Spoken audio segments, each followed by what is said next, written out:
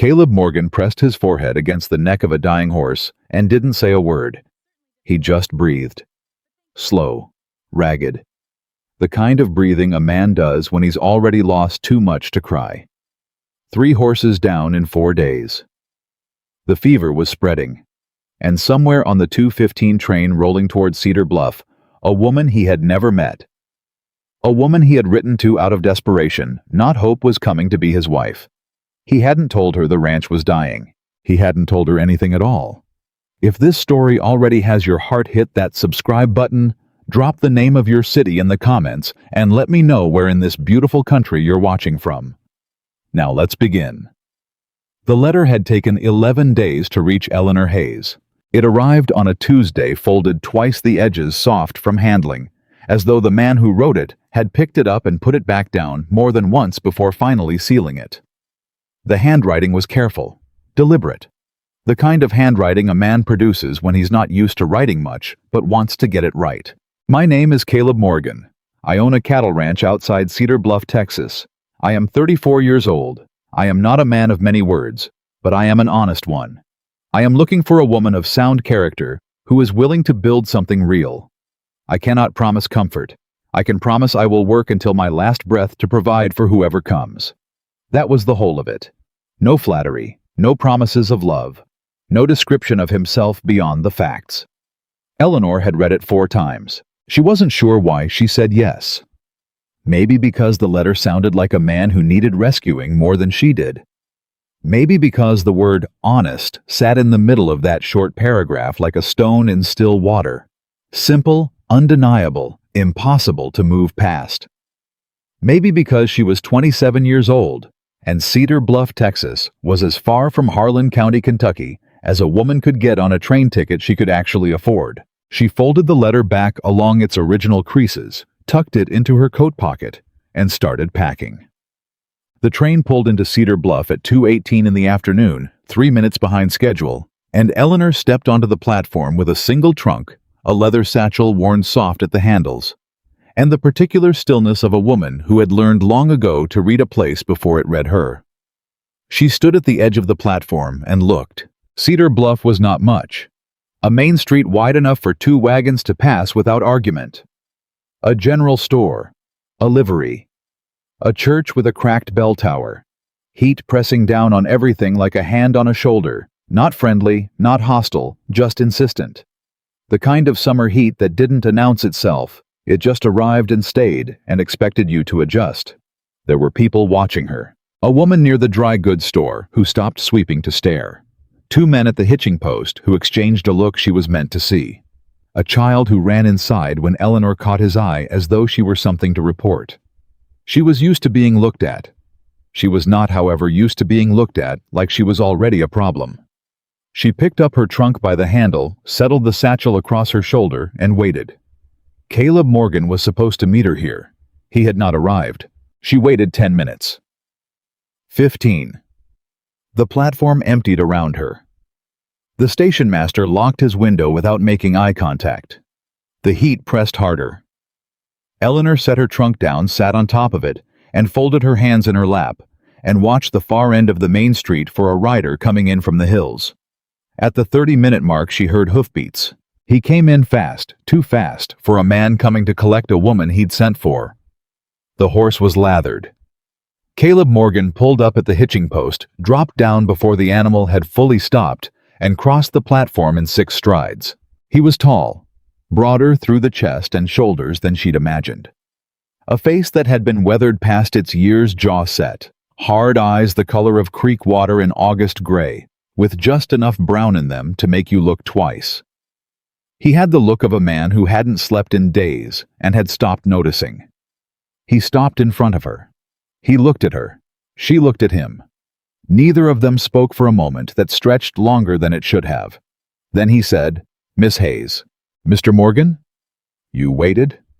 You're late?" Something moved across his face, not quite shame, not quite surprise. He pulled his hat off, held it in both hands, and said, "I apologize for that. There was a situation at the ranch." "What kind of situation?" He paused. His jaw tightened. The kind I'd rather explain on the ride back. Eleanor studied him for exactly 3 seconds. "All right," she said. She picked up her satchel, and looked at the trunk. "Can your horse carry this?" "He can manage." "Then let's go, Renton." The ride to Morgan Ridge took 40 minutes, and Caleb Morgan said almost nothing for 39 of them. Eleanor didn't push.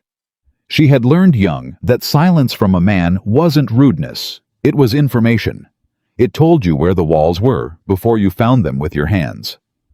So she watched the landscape instead, the way the hills rolled up and flattened out, the way the creek running beside the road had narrowed to something barely wider than a boot, the way the grass had gone from yellow to the particular pale color of things that had given up on water. It was the driest summer she'd seen in years.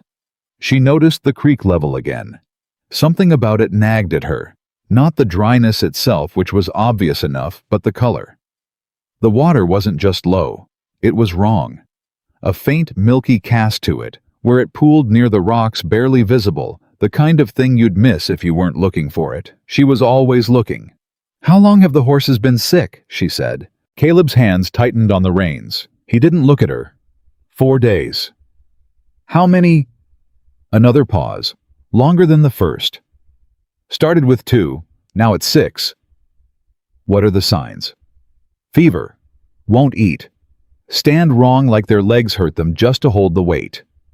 2 of them been lying down. Can't get them back up." Eleanor didn't answer immediately.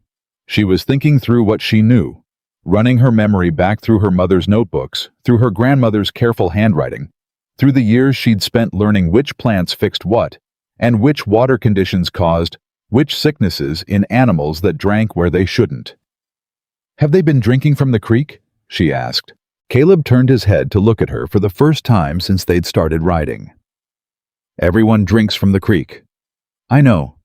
Have the horses been drinking from the part that runs through the lower field, where it slows down near the rocks?" He stared at her. "How did you know there's a lower field?" "I didn't. But there's almost always a lower field, and low water in summer tends to pool where the ground is lowest. Pooled water near rock and soil like this." She nodded toward the creek beside them. "Can carry things that moving water flushes out, things that are hard on animals, especially in heat." He was still looking at her. She met his eyes. "I could be wrong," she said, "but I'd like to look at the creek before anything else." Caleb turned back to the road. His voice was quiet. "My foreman already sent for the doctor out of Abilene." "How long before he arrives?" 2 days, maybe 3. Eleanor said nothing. She looked at the creek again. 2 days was a long time for a horse that was already lying down. Morgan Ridge came into view as the road crested the last hill, and Eleanor understood immediately why the letter had been the way it was. The land was beautiful. Even under the drought, even in the flat white light of a Texas July afternoon, there was something about the way the hills rolled down to meet the valley, the way the fence lines ran straight and true across the property, the way the main house sat solid and well-built at the center of it all, that told you this had been someone's life's work. Every board, every post, every acre. She could also see the problem. 2 horses stood in the paddock nearest the barn. They stood wrong. Caleb had described it exactly right. The particular heaviness of an animal in pain, the way they shifted their weight like even standing, was an argument with their own bodies. One of them had its head low. Too low. A man was crossing from the barn to the paddock as they rode in. He stopped when he saw Eleanor. He was older than Caleb, somewhere past 50, stocky, with a face like old leather and eyes that didn't give anything away for free. He waited. "Miss Hayes," Caleb said as he helped her down from the horse. "This is my foreman, Hank Pruitt. He's been with the ranch 12 years. Hank nodded. Not unfriendly, but not warm. The nod of a man reserving judgment. "Mr. Pruitt," Eleanor said. "Ma'am?" He looked at Caleb. "Drummer went down about an hour ago. Can't get him up." Caleb went still. Eleanor didn't know which horse Drummer was, but she saw what that name did to Caleb Morgan's face, and she understood that it mattered beyond the economics of it. A man's face didn't do what his just did over an asset. "Show me," Caleb said. He walked toward the barn without looking back. Eleanor followed. Tut. Drummer was a chestnut gelding, maybe 16 hands, and he was on his side in the stall with his breathing coming hard and wrong. The sound of it hit Eleanor as soon as she stepped through the barn door, that labored, effortful breathing of a large animal in genuine distress, each breath a small fight. Caleb crouched beside the horse and put his hand on the animal's neck. He didn't speak. He just held his hand there, and the horse didn't move, and the stall was very quiet, except for that breathing. "How old?" Eleanor asked, keeping her voice low. 11, Caleb said. "He was my wife's."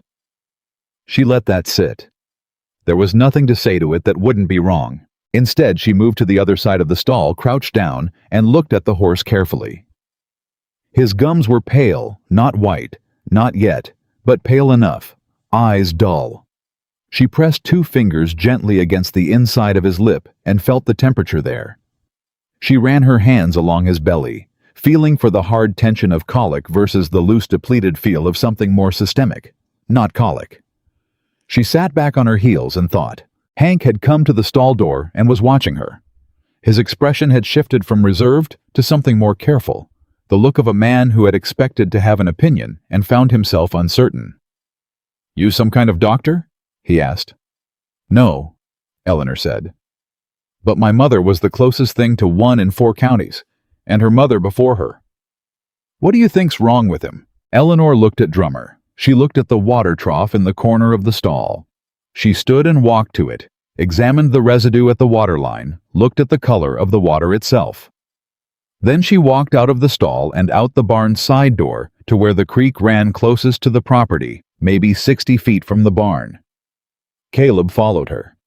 She hadn't asked him to. She crouched at the water's edge and looked at it for a long time. The milky cast was stronger here. She picked up a handful of soil from the bank beside it and smelled it. There was a faint, sulphurous note to it barely there, the kind of thing that didn't announce itself. "There's iron and sulfur in this bank," she said. "It's been leaching into the water as the level drops. Moving water carries it through, but where it's pooling..." She pointed upstream to where a curve in the creek had created a still shadowed pocket. "It's concentrating. The horse is drinking from the trough nearest the barn. That trough feeds from where..."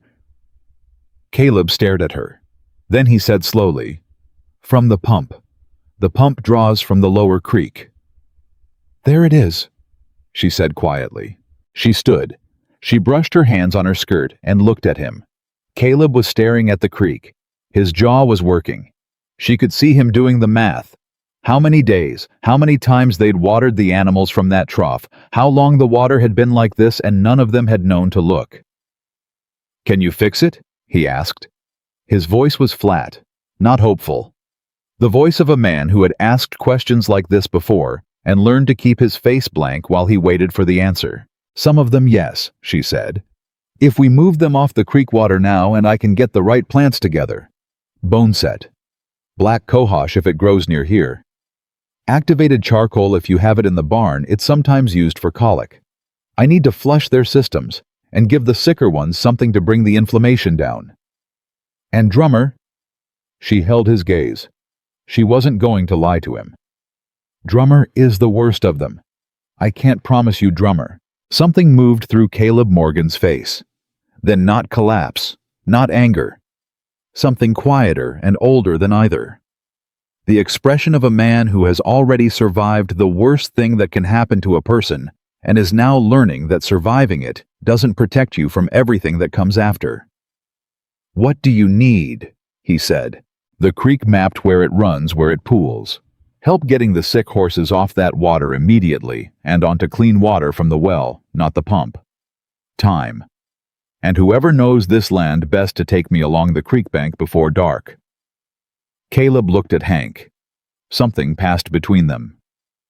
"I know this land best," Caleb said. What happened next surprised her. She had expected reluctance. She had expected the particular stiff-shouldered resistance of a man who had sent for a wife and gotten something confusing.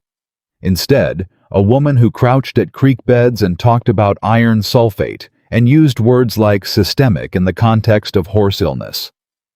She had been prepared to work around that resistance quietly to do what needed doing without requiring him to acknowledge that she was the one doing it. Instead, Caleb Morgan put his hat back on, said, "Give me 10 minutes to set Hank to pulling the sick horses off the trough," and walked back to the barn without argument. She watched him go. Hank had stayed beside her. He was looking at her with an expression she couldn't entirely read. "He's not a complicated man," Hank said finally. "He just does what needs doing." "I can see that," Eleanor said. His wife was sick a long time before she passed. Hank paused. He seemed to be deciding how much to say. He did everything any man could do. Didn't matter. Eleanor looked at him. "I know," she said. "That kind of thing leaves marks." Hank nodded slowly, as though she had given a correct answer to a question he hadn't quite asked out loud. Then he turned and walked back toward the barn. They walked the creek for 2 hours in the late afternoon heat. Caleb led her along the bank without speaking much, pointing. When she asked him to where the water came from, where it slowed, where the animals watered in dry years versus wet ones, he moved over the uneven ground with the ease of a man who had covered it 10,000 times, never looking at his feet, always slightly ahead of her, not from impatience, but from instinct. She found what she needed. Boneset growing in a damp hollow where the creek banked around a stand of cedar. Yarrow on the open hillside above it, dry but still viable. She had brought activated charcoal in her satchel, 2 small glass jars of it packed between her mother's notebook and a change of clothes, because she had learned to travel with it the way some women traveled with thread. She collected what she could carry, asking Caleb once to hold her satchel open while she filled it, which he did without being asked twice. She noticed he didn't ask her what the plants were for. He watched, but he didn't interrogate. She found that easier than she'd expected. On the walk back as the sun was dropping and the heat had eased by a single degree, barely enough to notice, but enough to breathe differently, he said without preamble. "I should have told you in the letter." She glanced at him. "Told me what?" "That the ranch was struggling, that things weren't right." He was looking at the ground ahead of them. "You deserved to know what you were coming to." Eleanor considered that. "Would you have told me if I'd asked more questions in my reply?" "I don't know," he said, which was honest. "Then we're even," she said. "I didn't ask." He looked at her sideways. There was something in his expression she didn't have a name for, yet surprised maybe, but quieter than surprise. The look of a man encountering something he wasn't sure he'd earned. "Why didn't you?" he asked. She kept walking. "Because the letter told me enough." "What did it tell you?" "That you were a man who showed up for things." She paused. "Even if you were late about it." He was quiet for a moment. Then very quietly she heard him exhale. Not a laugh exactly, but the sound a man makes when something small and unexpected lands right. She worked through the evening. Caleb had given her the use of the kitchen and a work table in the back room of the barn, and she had set up her preparations there. The charcoal dissolved in water, the boneset steeped down to a dark bitter liquid.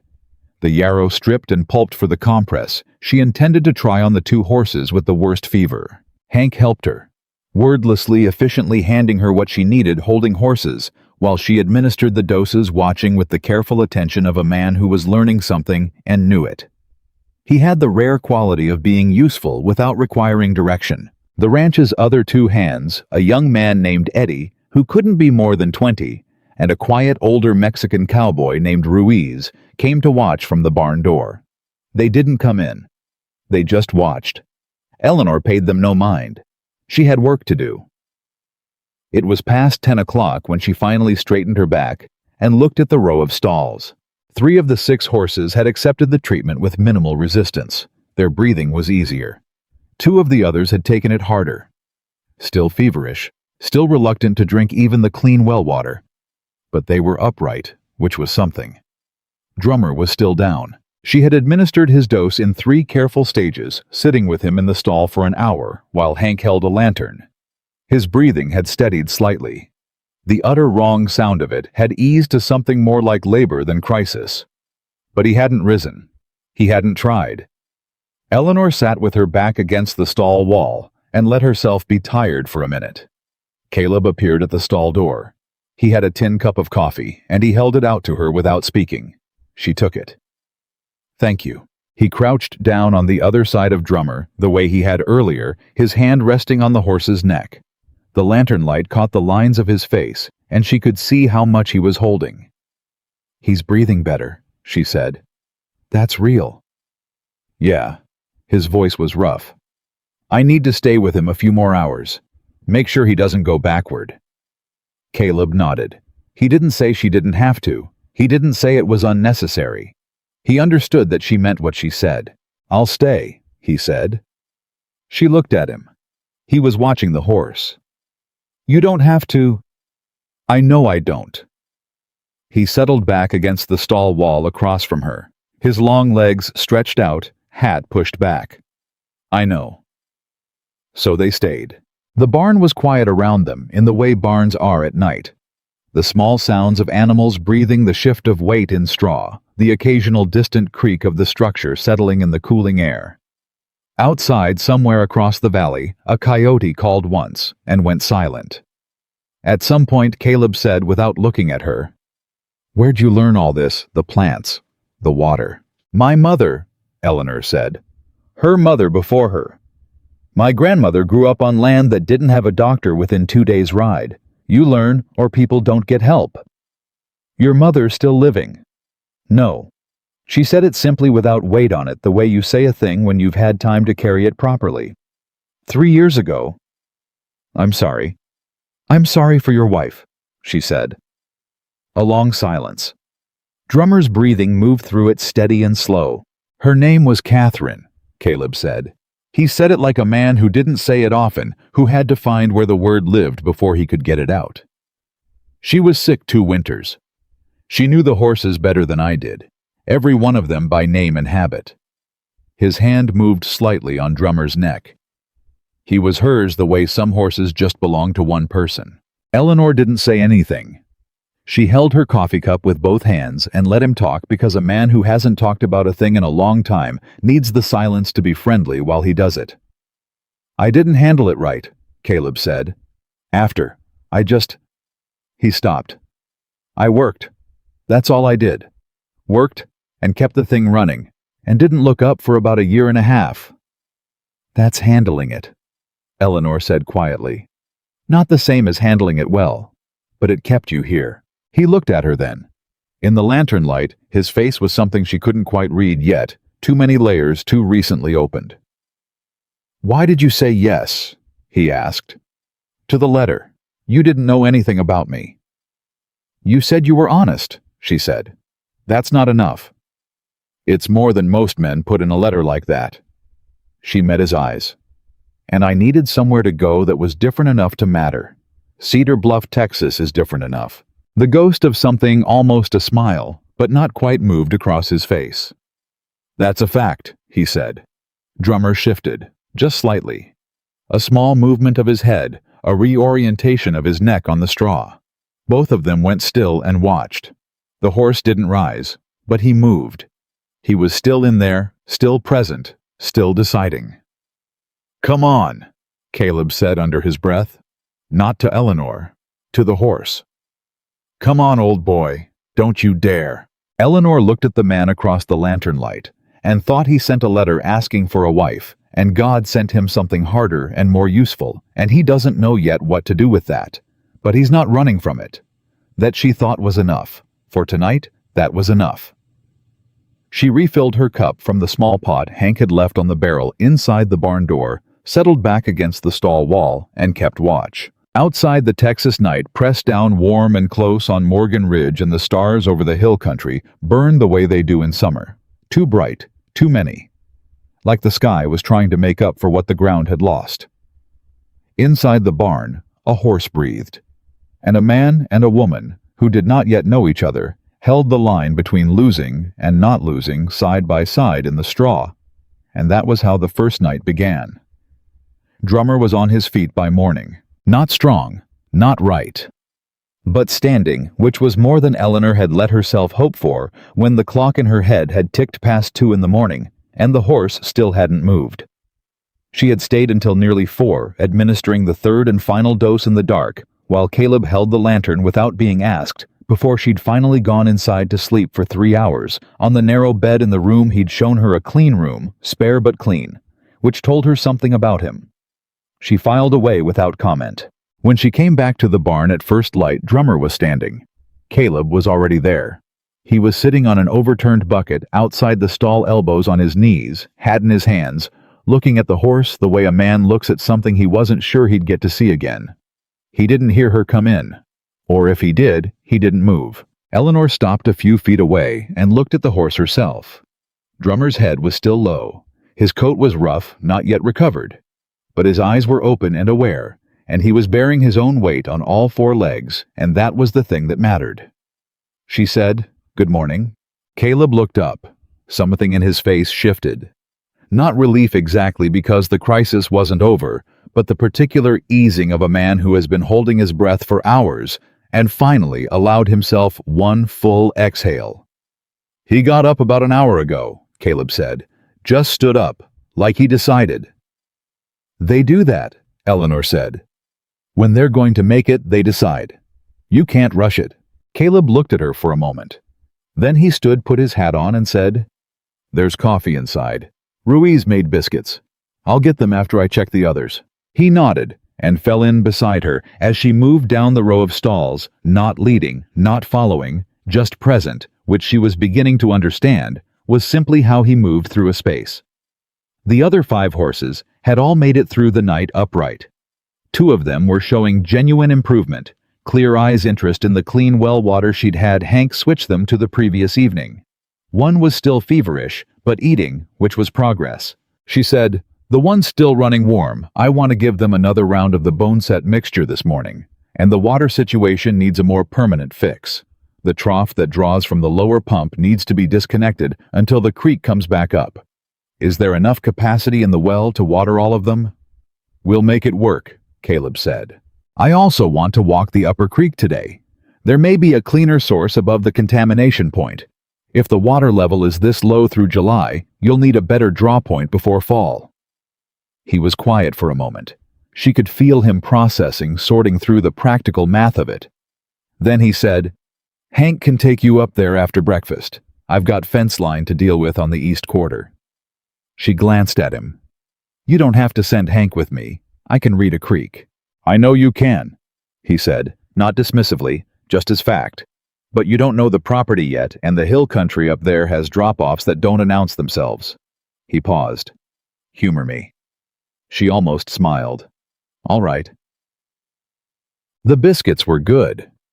Ruiz made them the way someone who'd been cooking for a working ranch for years made them. Nothing fancy, nothing wasted, just solid and right.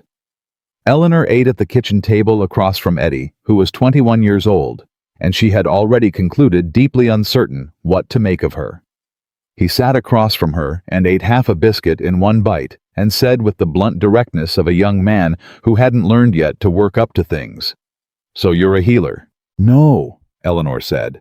"I know some things about plants and water and animal sickness. That's different from being a healer." Caleb send for a healer in the letter, or a wife? A wife. Eddie chewed, considered this. "But you're doing healer things." "I'm doing what's needed," she said. "Same as anyone would." He looked at her with an expression that was too old for his face. The look of a young man who had seen enough hard seasons on a working ranch to know that same as anyone would was not in fact what most people did. "The last woman Caleb hired to cook and keep house lasted 3 weeks, Eddie said. "Not a wife, just a woman from town. She said it was too quiet." Eleanor picked up her coffee cup. "I don't mind quiet. Even after last night." She looked at him. He wasn't being unkind. He was genuinely asking in the way of someone taking inventory. "Last night wasn't quiet," she said. And I didn't mind that either. Eddie nodded slowly like a man marking something down in a ledger. Then he took another enormous bite of biscuit and said around it, "Drummer's looking better." "He is. That horse has been on this ranch since before I got here. Caleb never talks about him, but he checks on him first thing every morning, has for years." He paused. "Never told you that." "We haven't had much time for conversation." "No?" Eddie said. "I reckon you haven't."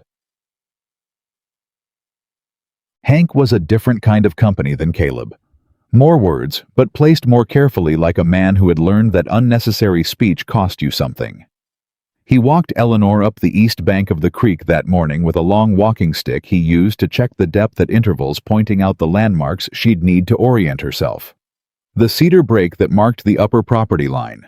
The limestone shelf where the water ran clear even in drought years because it came from a spring rather than surface runoff. The spring was there. It was lower than it should have been, but it was clean. Eleanor tasted it, a thing that made Hank raise both eyebrows but not speak, and confirmed it. No sulfur, no iron bite, cold, which meant it ran deep. "That's your source," she told him. "For the horses and the household both until the main creek recovers. Can you run a line from here to the barn?" Hank looked at the distance, looked at the terrain, worked through it the way experienced men work through logistics, quietly without drama. "It's doable," he said. "Weeks' worth of work, maybe less if Caleb and Eddie pitch in. We'd need pipe from town." "How far is town?" 40 minutes. "Then that's today's errand," she said, "before we lose more time." Hank looked at her with that measuring expression she was getting used to. "You always move this fast." "When it's needed," she said. "Caleb moves fast too," he said. "Different way. He moves fast on the physical things, the fence line, the hauling, the building. He's slower on—" He stopped, seemed to reconsider how much he was saying. "On the other things," Eleanor finished quietly. "Yeah." Hank tapped the ground with his walking stick. "He's a good man. Best man I've worked for in 30 years of ranching, and I've worked for some good ones. But he's been—" Another pause. "Running on empties, the way I'd put it, for a while now." Eleanor looked at the spring water moving over the limestone. He held this place together on his own. After his wife, through the drought. That takes a toll. "It does." Hank looked at her sideways. "You seem to understand that already." "I've seen it before," she said simply. "In people and in land both. Holding on is different from being all right." Hank was quiet for a long moment. Then he said, "Miss Hayes, I want to say something, and I want you to take it the right way." "Go ahead." "Last night when you came off that train and I saw you, I thought to myself that Caleb had sent for the wrong kind of woman, someone soft, someone who'd be gone inside a month." He paused. "I was wrong about that." Eleanor considered several responses. She settled on, "I appreciate you saying so.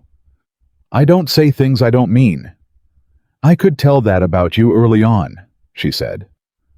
They walked back down the creek bank together, and Hank said he'd tell Caleb about the pipe that evening, and Eleanor said she needed to stop at the general store in town, if they were making a trip, because she was nearly out of 2 things she'd need for the horses' continued treatment, and Hank said he'd add it to the list. It was an ordinary conversation, the kind that happens between people who have decided without saying so to be on the same side of a problem.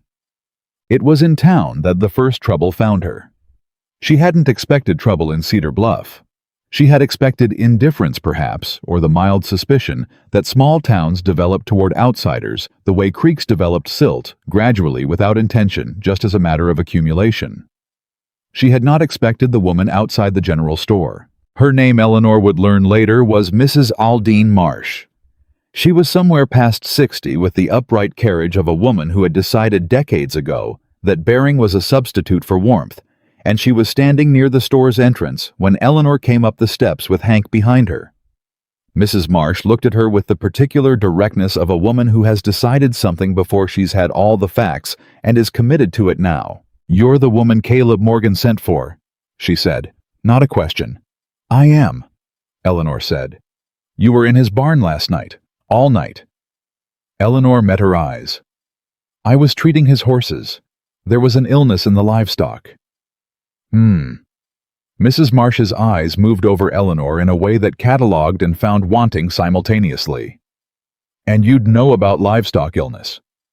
I would, yes. You're not a doctor. No, ma'am. Then by what authority? By the authority of knowing what I know, Eleanor said, keeping her voice pleasant, and by the fact that Mr. Morgan asked for my help, which is generally all the authority a person needs to do a useful thing. Mrs. Marsh's chin came up. Behind Eleanor she heard Hank make a very small sound, not quite a cough, not quite a laugh. I've known Caleb Morgan for 15 years, Mrs. Marsh said. I knew his wife. Catherine was a good woman, a proper woman, the kind of woman who belonged on that land. I'm sure she was, Eleanor said. And I'm sorry for the loss of her. Caleb clearly was too. He needs... Mrs. Marsh stopped herself, reconfigured.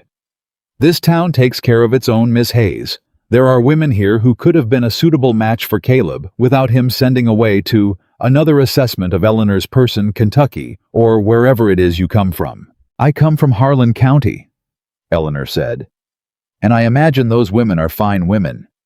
But Caleb wrote the letter he wrote, and I answered it, and here I am. I don't intend to be a problem for anyone in this town, Mrs. Marsh. I just intend to do right by the man I came to. She held the woman's gaze for exactly long enough to make her point without making an enemy, then stepped around her and into the store. Behind her, she heard Hank say pleasantly, "Morning, Aldine," with the faint emphasis of a man who had found the encounter entertaining and was not hiding it particularly well. Inside the store, things went differently. The proprietor, a man named Gideon Price, who had the slightly startled look of someone who'd overheard the conversation outside and wasn't sure which side to be on, helped her locate what she needed with minimal fuss. She was at the counter when the store's back door opened, and a man came in from the stockroom with a crate of supplies. He stopped when he saw her. He was about Caleb's age, broad through the shoulders, with the kind of easy-assembled confidence of a man accustomed to being looked at favorably. He set the crate down and smiled at her, and it was a good smile, the practiced kind. "You must be Morgan's bride," he said. "I must be," Eleanor said without the smile. He offered his hand. "Weston Clay. I run the double C spread about 3 miles south of Morgan Ridge." She shook his hand. Brief. "Eleanor Hayes. Hayes." He repeated it like he was tasting it. "You come a long way, Miss Hayes." "I did." "Morgan treating you all right out there?" "He is." Weston Clay leaned against the counter with the ease of a man in a room he owns without owning it. "Heard there's some sickness in his livestock. Bad business. Happens to everyone out here at some point drought like this." He paused. "If Morgan needs any help labor resources, I'd be glad to offer, neighbor to neighbor." Eleanor looked at him. There was nothing overtly wrong in anything he said. He was friendly, helpful, and looking at her just a degree too carefully for it to be entirely neighborly. "That's a kind offer," she said. "I'll tell him you said so." "You do that." He picked up the crate. "And Miss Hayes, if you find yourself out here and find the situation isn't quite what you expected, Cedar Bluff is a small town. Plenty of people willing to help a woman in a difficult circumstance." She met his eyes. "I'll keep that in mind." He smiled again, picked up his crate, and went back through the door. Eleanor turned back to the counter where Gideon Price was looking at her with an expression of concentrated neutrality. "He's a frequent visitor," she said flatly. "Yes, ma'am," Gideon said carefully. "And Morgan Ridge and Double C have had no difficulties with each other." A very precise pause. "Not recently, ma'am." Eleanor paid for her supplies and went outside. Chapter 10. She told Caleb that evening. Not about Mrs. Marsh that was small-town weather predictable and not worth the time. But about Weston Clay, she told him directly because she had already decided that the thing about Caleb Morgan she intended to hold on to was the honesty in that first letter, and it worked both directions. They were at the kitchen table after supper. Hank gone home to his cabin on the south side of the property, Eddie and Ruiz finished, and outside. Caleb had poured himself a cup of coffee and sat down across from her, while she updated her notes in her mother's notebook editions in her own handwriting observations about the horses, the water, the land. Weston Clay was in town today, she said without looking up.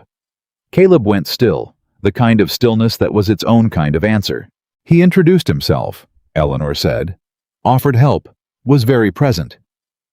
Caleb set his coffee cup down, slow, deliberate. What did he say? That if I found the situation out here wasn't what I expected, there were people in town willing to help a woman in a difficult circumstance. A long silence. He said that, Caleb said. His voice was very quiet and very even, the way voices get when someone is holding something carefully. He did. She looked up at him now. I want to know what I'm in the middle of, Caleb. Not half of it. All of it. He looked at his coffee cup. His jaw worked for a moment. Then he said, Clay's been interested in this land for 3 years, since before Catherine died. He made an offer when I was in the worst of it after she passed, and I turned him down. He's made 2 more offers since. The last one was February. The price goes up every time. He wants Morgan Ridge. He wants the water access, Caleb said. The creek runs through this property before it reaches his. He controls the downstream end, but the source rights are mine. In a drought year, he stopped. In a drought year, those rights are worth more than the land itself. Eleanor sat very still. And the sickness in the horses, the contamination in the water. Caleb looked at her. Neither of them said it, but it sat between them, solid and specific, the possibility they were both looking at. How long has the lower trough been drawing from the contaminated section? She asked. 6 weeks, he said. Maybe 7. And the creek level started dropping when? End of May. She was quiet. She was thinking about the soil at the bank, the concentrated mineral content, the pooling in the curve just below where the trough pump drew from. The particular location of it right at the point where someone who knew the water system of Morgan Ridge would know the draw point was. She was thinking about how a man with resources and motive might understand that a drought year contamination event in the livestock water, if it went undetected long enough, could break a smaller operation before the season ended. I could be wrong, she said. You could be, Caleb said. He didn't sound like he thought she was. Have you had anyone on the property you don't recognize in the last 2 months? Anyone near the creek on the lower field? He was quiet for too long. 3 weeks ago, he said slowly, I found a gate open on the south fence, the one that backs up to Clay's property line. I thought it was Eddie leaving it. I didn't. He stopped. I didn't think about it more than that. The silence in the kitchen was a different quality than the silence in the barn. Harder, more specific. I want to be clear about something, Eleanor said. I don't know what happened. I know the water was contaminated and the horses got sick, and that's what I can prove. Everything else is what it is, Caleb said. Yes. He stood, walked to the window, stood there with his back to her. Outside, the evening was doing what evenings did on the high ground, the light going flat and blue, the heat beginning its slow, reluctant retreat. I've been fighting this place alone for 2 years, he said. Fence by fence, payment by payment. Kept telling myself if I could just get through the next hard thing, the next season, the next... He stopped. He put both hands on the window frame. I almost sold in February. You should know that. I sat with his offer for 2 weeks. I was close. What stopped you? He didn't answer immediately. Then, Catherine's buried on this land. It landed the way the truth lands quietly, without extra weight, because it didn't need it. Eleanor looked at his back, at the set of his shoulders, at the particular posture of a man who has been holding something very heavy for so long that he's stopped noticing it isn't his own body anymore. You're not alone in it now, she said. He turned around. She held his gaze. I came here to build something. Those were your words in the letter, and I agreed to them. I don't agree to half of something, Caleb. If someone is working against this ranch, that's working against me too, and I don't sit still for that. Something moved through his face, a fractional change, difficult to name, the kind of shift that happens in a person when a door they'd stopped expecting to open actually does. You've been here 1 day, he said. I know. You don't owe this place anything yet. I know that too.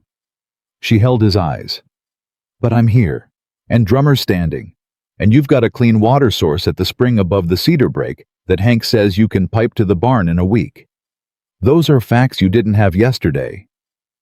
He was quiet for a long moment. That's true, he said finally. Then let's deal with what's true, she said, and figure out the rest one step at a time. She did not sleep well that night. It wasn't the bed which was adequate, or the heat which she had begun to make her peace with.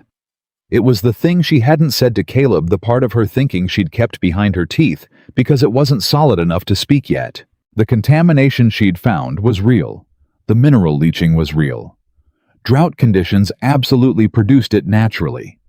She had seen it before in Kentucky in a summer that had killed 2 of her neighbors' cows before anyone understood the water had gone bad. But the location of it nagged at her. The way it was concentrated exactly at the draw point of the trough that fed the barn.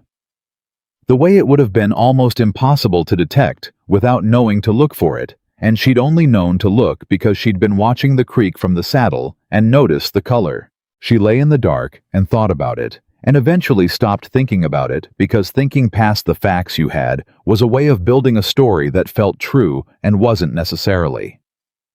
What she knew was this: the horses were recovering. The water source was being fixed. Caleb Morgan was aware of the threat to his land, and he was not a man who would sit still once he was aware of something. And Weston Clay, whoever he was and whatever he'd done or hadn't done, would find that the woman Caleb Morgan had sent for was not the kind of woman who looked at a dying thing and walked away from it. She fell asleep on that thought, and it held her steady through till morning. The second day began harder. Drummer, who had stood through the night, was down again by 6 in the morning. Eleanor came into the barn and found Caleb already there, crouched in the stall, and this time his face was a different thing than the previous morning. Not the exhausted relief of a man who'd made it through, but the tight-braced expression of someone watching a door close again that he'd barely gotten open. He went down about an hour ago, Caleb said. He didn't look at her. His breathing changed. He's warmer again. Eleanor crouched beside the horse. The fever had spiked. She could feel it without a thermometer. The heat off his coat, the rapid, shallow quality of his breath, the way his body was working too hard for what should have been a resting state. She went to her satchel and came back with the last of the black cohosh preparation she'd made the night before, which she hadn't anticipated needing again so soon. Hank appeared at the stall door. He looked at Drummer, then at Eleanor. He didn't say anything. She administered the dose carefully, talking to the horse the way her grandmother had taught her, low, continuous, not because horses understood words, but because the tone carried information their bodies registered. She felt the animal's tension slowly under her hands, fractionally, the way tension leaves things when they are very tired of holding it. "You're going to have to make a decision about the doctor," she said, not looking up. "When he arrives from Abilene. If Drummer's fever doesn't break today, it may be beyond what I can manage with what I have." "I know," Caleb said. "I'm not saying I'm giving up on him. I'm not. But you should know the line." "I appreciate you telling me straight." She sat back and looked at the horse. "He's fighting," she said. "You can see it. He's not gone." Caleb said very quietly, "No, he's not." She looked at Caleb's face and saw something she hadn't expected. Not just grief, but the particular exhaustion of a man who had been in this exact position before, watching something he loved fight to stay, and knowing that watching wasn't enough, and wasn't nothing, and was all he had. She understood then, with the particular clarity that comes from paying attention, rather than asking, that every moment Caleb spent in this stall was also every moment he'd spent in whatever room Catherine had been in at the end. That the horse and the woman had become tangled in his memory in a way that wasn't rational and didn't need to be. That every time Drummer got back up, something in Caleb that had nothing to do with horses got back up with him. She did not say any of that. She said, "Go eat something. I'll stay with him." "Eleanor, go." She met his eyes. "I have him. I'll come for you if anything changes." He looked at her for a long moment. The lantern light caught the exhaustion in his face, the 3 days of it stacked on top of everything that had come before. Then he stood slowly and put his hat on and walked out of the barn.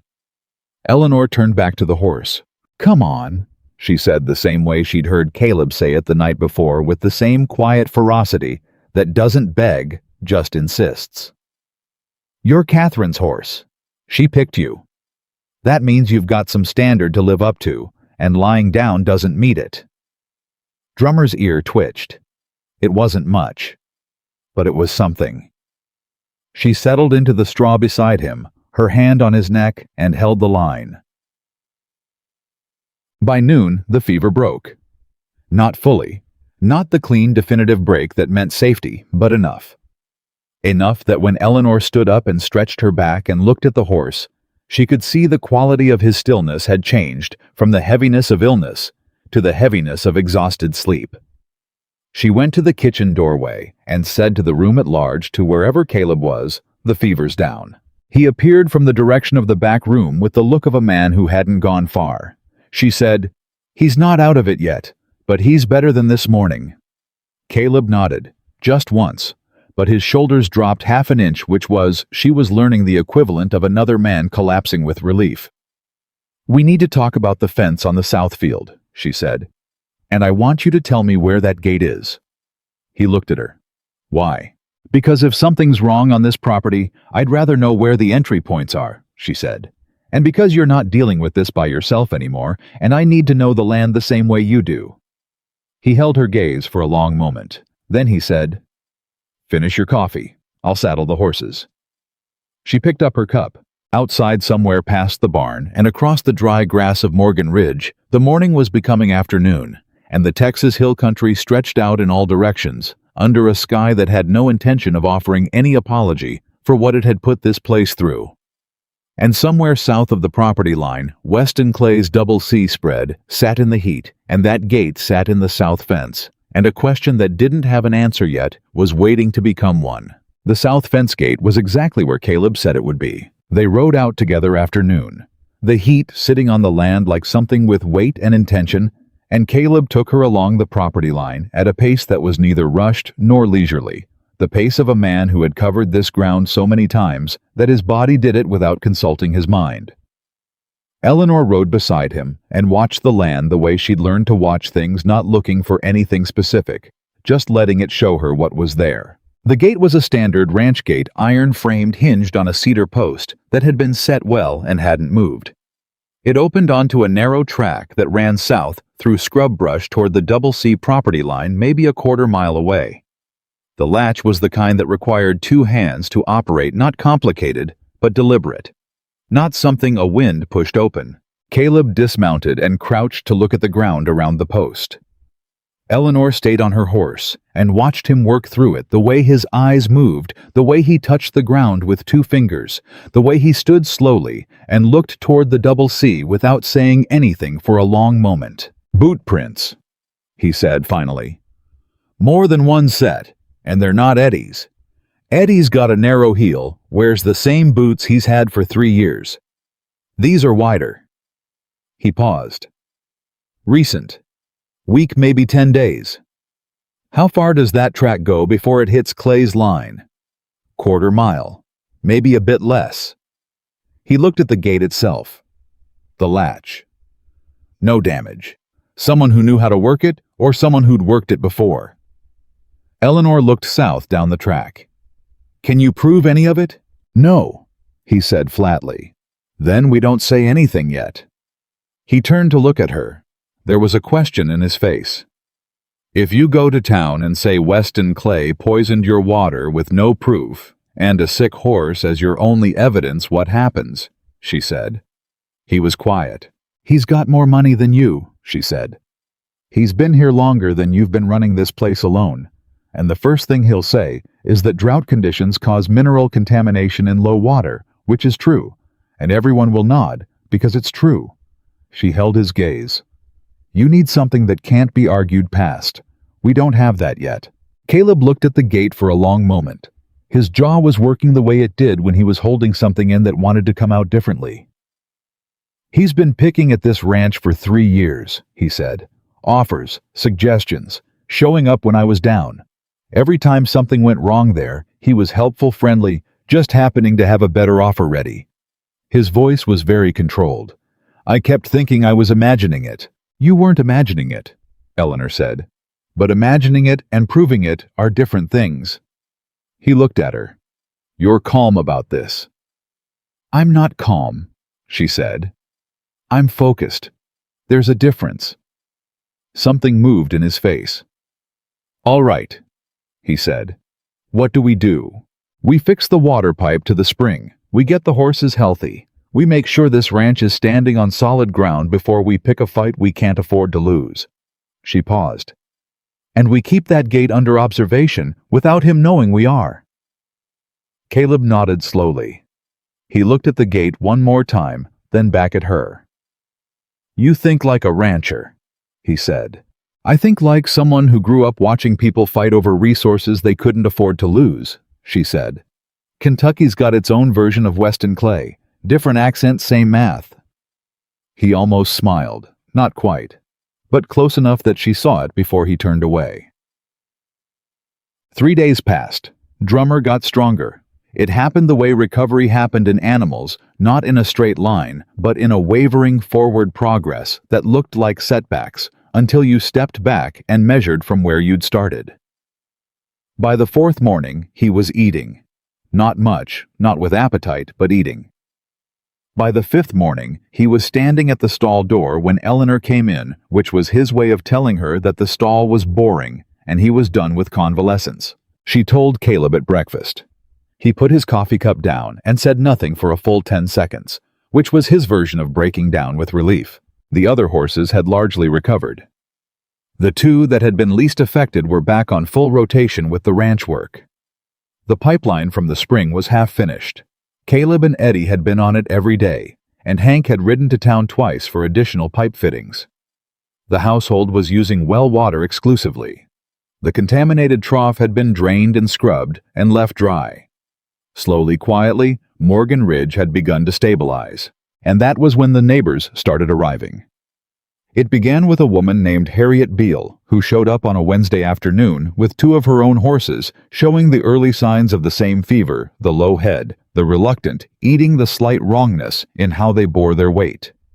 She'd heard from someone in town, she didn't say who, that the Morgan ranch woman had dealt with something similar. Eleanor went out and looked at the horses and asked 3 questions and confirmed what she suspected. The Beale property ran along the same creek system 2 miles upstream. If the contamination had a source above the natural sulfur deposit, Eleanor had identified it was spreading. She spent 2 hours with Harriet Beale's horses. She left her with enough of the bone-set preparation for 3 days and clear instructions about switching water sources, and she told Caleb that evening that they had a larger problem than one ranch. If the contamination is upstream from us, she said, there could be 3, 4, 5 other properties affected. The Beales are showing it now. Others will be showing it soon. Caleb leaned forward in his chair. How far up does the creek run? I don't know this land well enough yet, but Hank will. She paused. I need to know who's on the creek above Beale's property. Caleb went still. She watched his face. Clay's upper pasture, he said, runs along the creek about a mile above Beale. She held his gaze. And if Clay's upper pasture has been used recently, if someone drove livestock through it, or if there's been disturbance of the bank near the source, then the contamination didn't start with natural drought conditions, Caleb said. His voice had gone very quiet. Then it might not have started naturally at all, she said. The kitchen was very still. Can you prove that? He asked. Not from here, she said. I need to walk the creek above Beale's property. I need to see what the bank looks like up there. That's Clay's land. I know. You can't go on Clay's land without... I know, she said again. I'm not saying I go now. I'm saying we need a way to look at that bank. She paused. Does Beale's property share a fence line with Clay's upper pasture?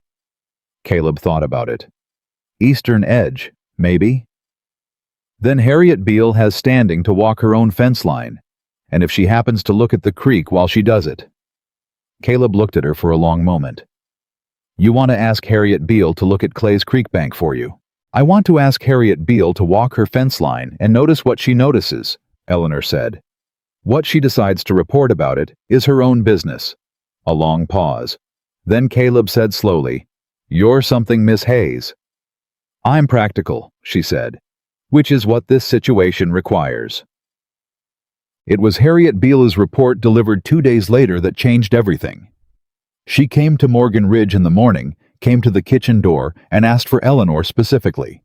She was a solid, weathered woman in her late 40s, who had the look of someone who'd worked her land without help for a long time and had stopped wasting effort on things that didn't matter.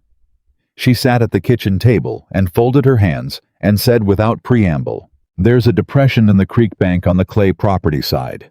About 3 feet deep, maybe 4 feet across. Recent. The soil's disturbed, you can see it's not weathering, it's turned. And there's a pipe. Buried shallow, coming from the direction of the Clay outbuildings. The end of it is cracked or broken. I couldn't get close enough to tell which. But whatever ran through it, it ran toward the creek." The kitchen went silent. Eleanor looked at Caleb. Caleb looked at Harriet Beale. "You saw this clearly," Caleb said.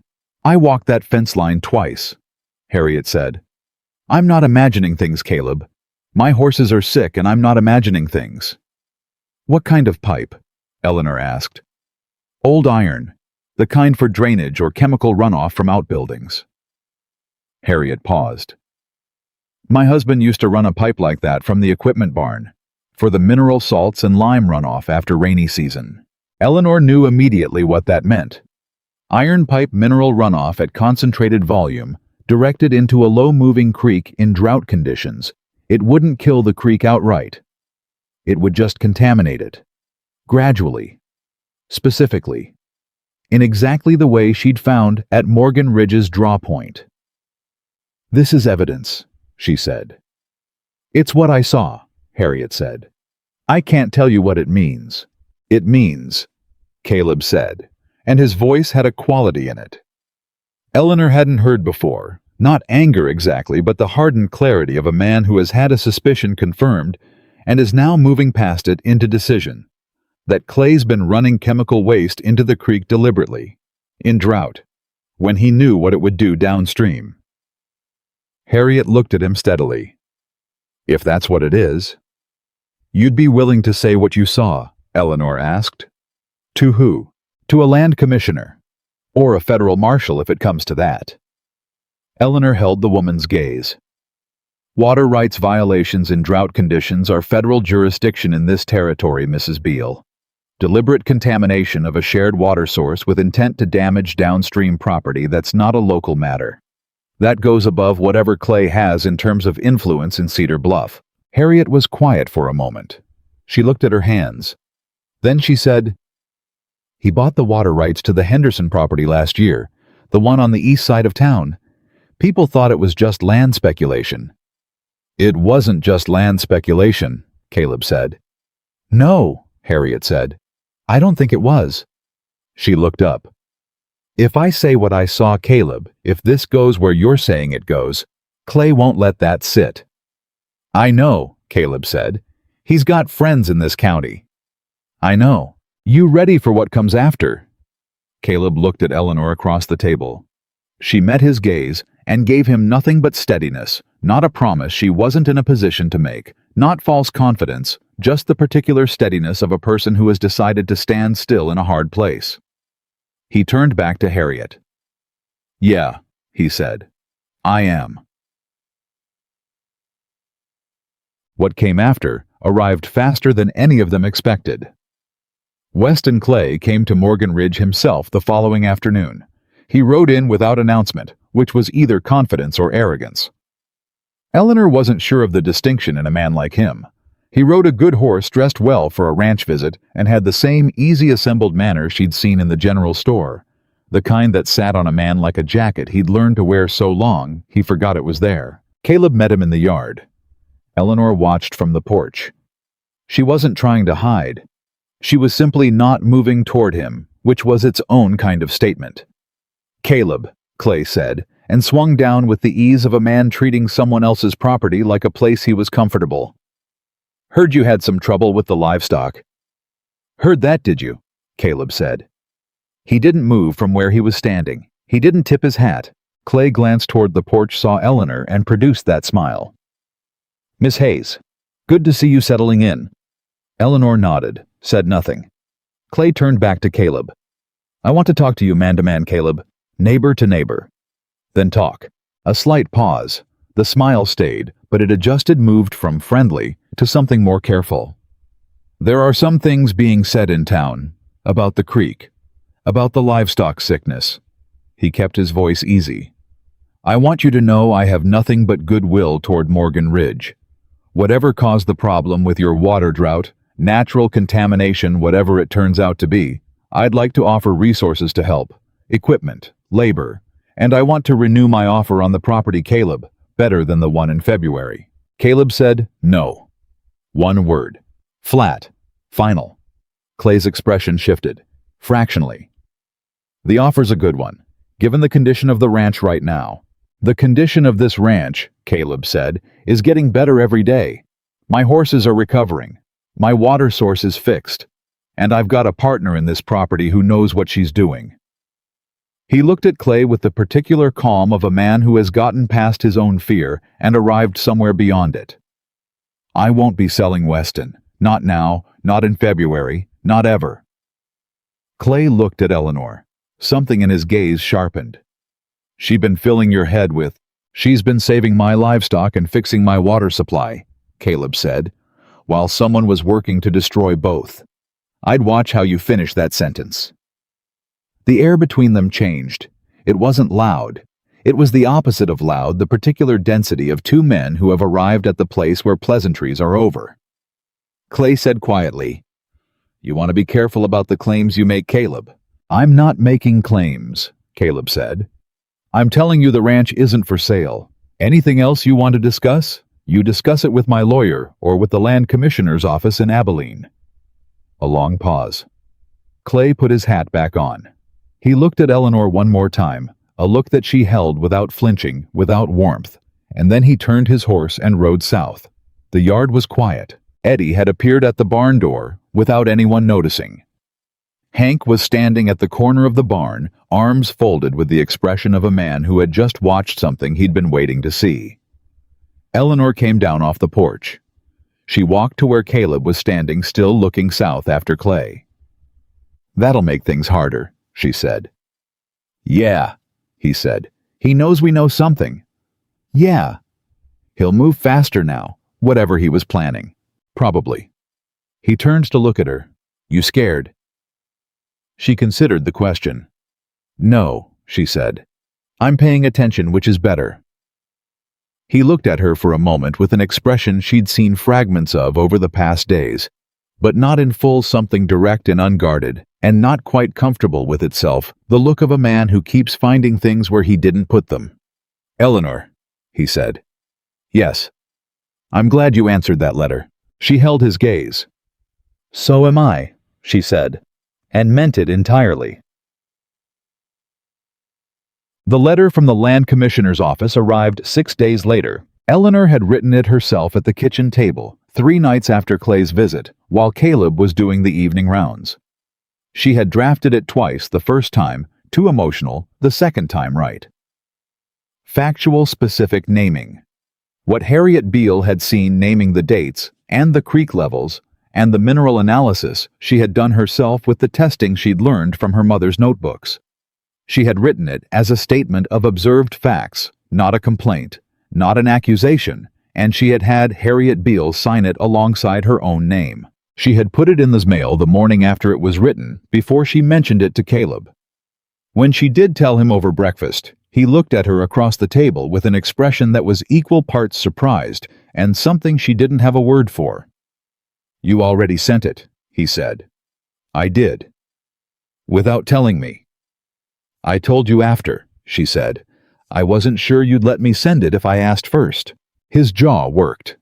For a moment, she genuinely couldn't tell which way it would go, whether he'd be angry about the presumption, whether the part of him that had fought this battle alone for 2 years would bristle at someone acting on his behalf without permission.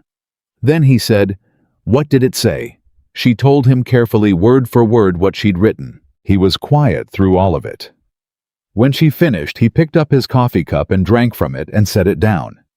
He said, "That's a good letter. Thank you. I would have wanted to change 2 things." "Which 2?" he told her. She listened. He was right about one of them and wrong about the other, and she said so clearly and explained why. And he listened to her explanation with the full attention of a man who knew how to take in information he hadn't thought of himself. "Fair enough," he said. "The response will take time," she said. "Weeks, maybe more. In the meantime, Clay is going to do something. He's not a patient man under pressure, and we've put him under pressure." "What do you think he'll do?" "I think he'll try to discredit one of us, or both." She paused. "Probably me." Caleb went still. "Why you?" "Because I'm newer.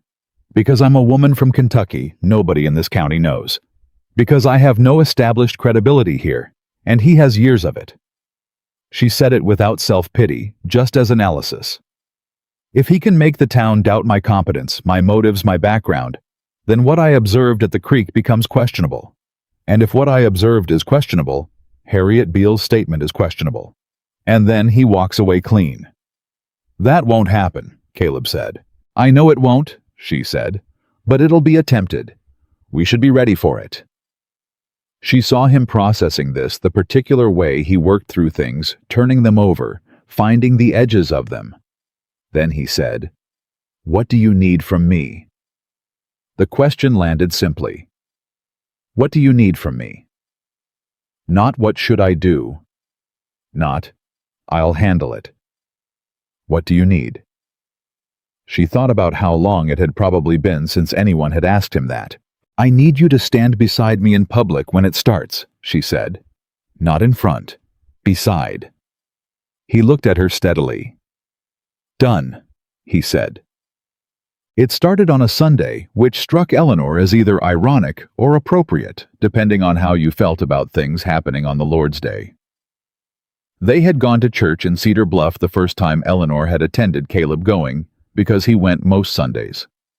Eleanor going because she understood that appearing in public as a unit mattered in a town like this, and because she wasn't going to hide in the ranch house while someone built a case against her. The service was ordinary. The minister was a decent man who preached without fire or particular inspiration, but managed to be sincere, which was enough.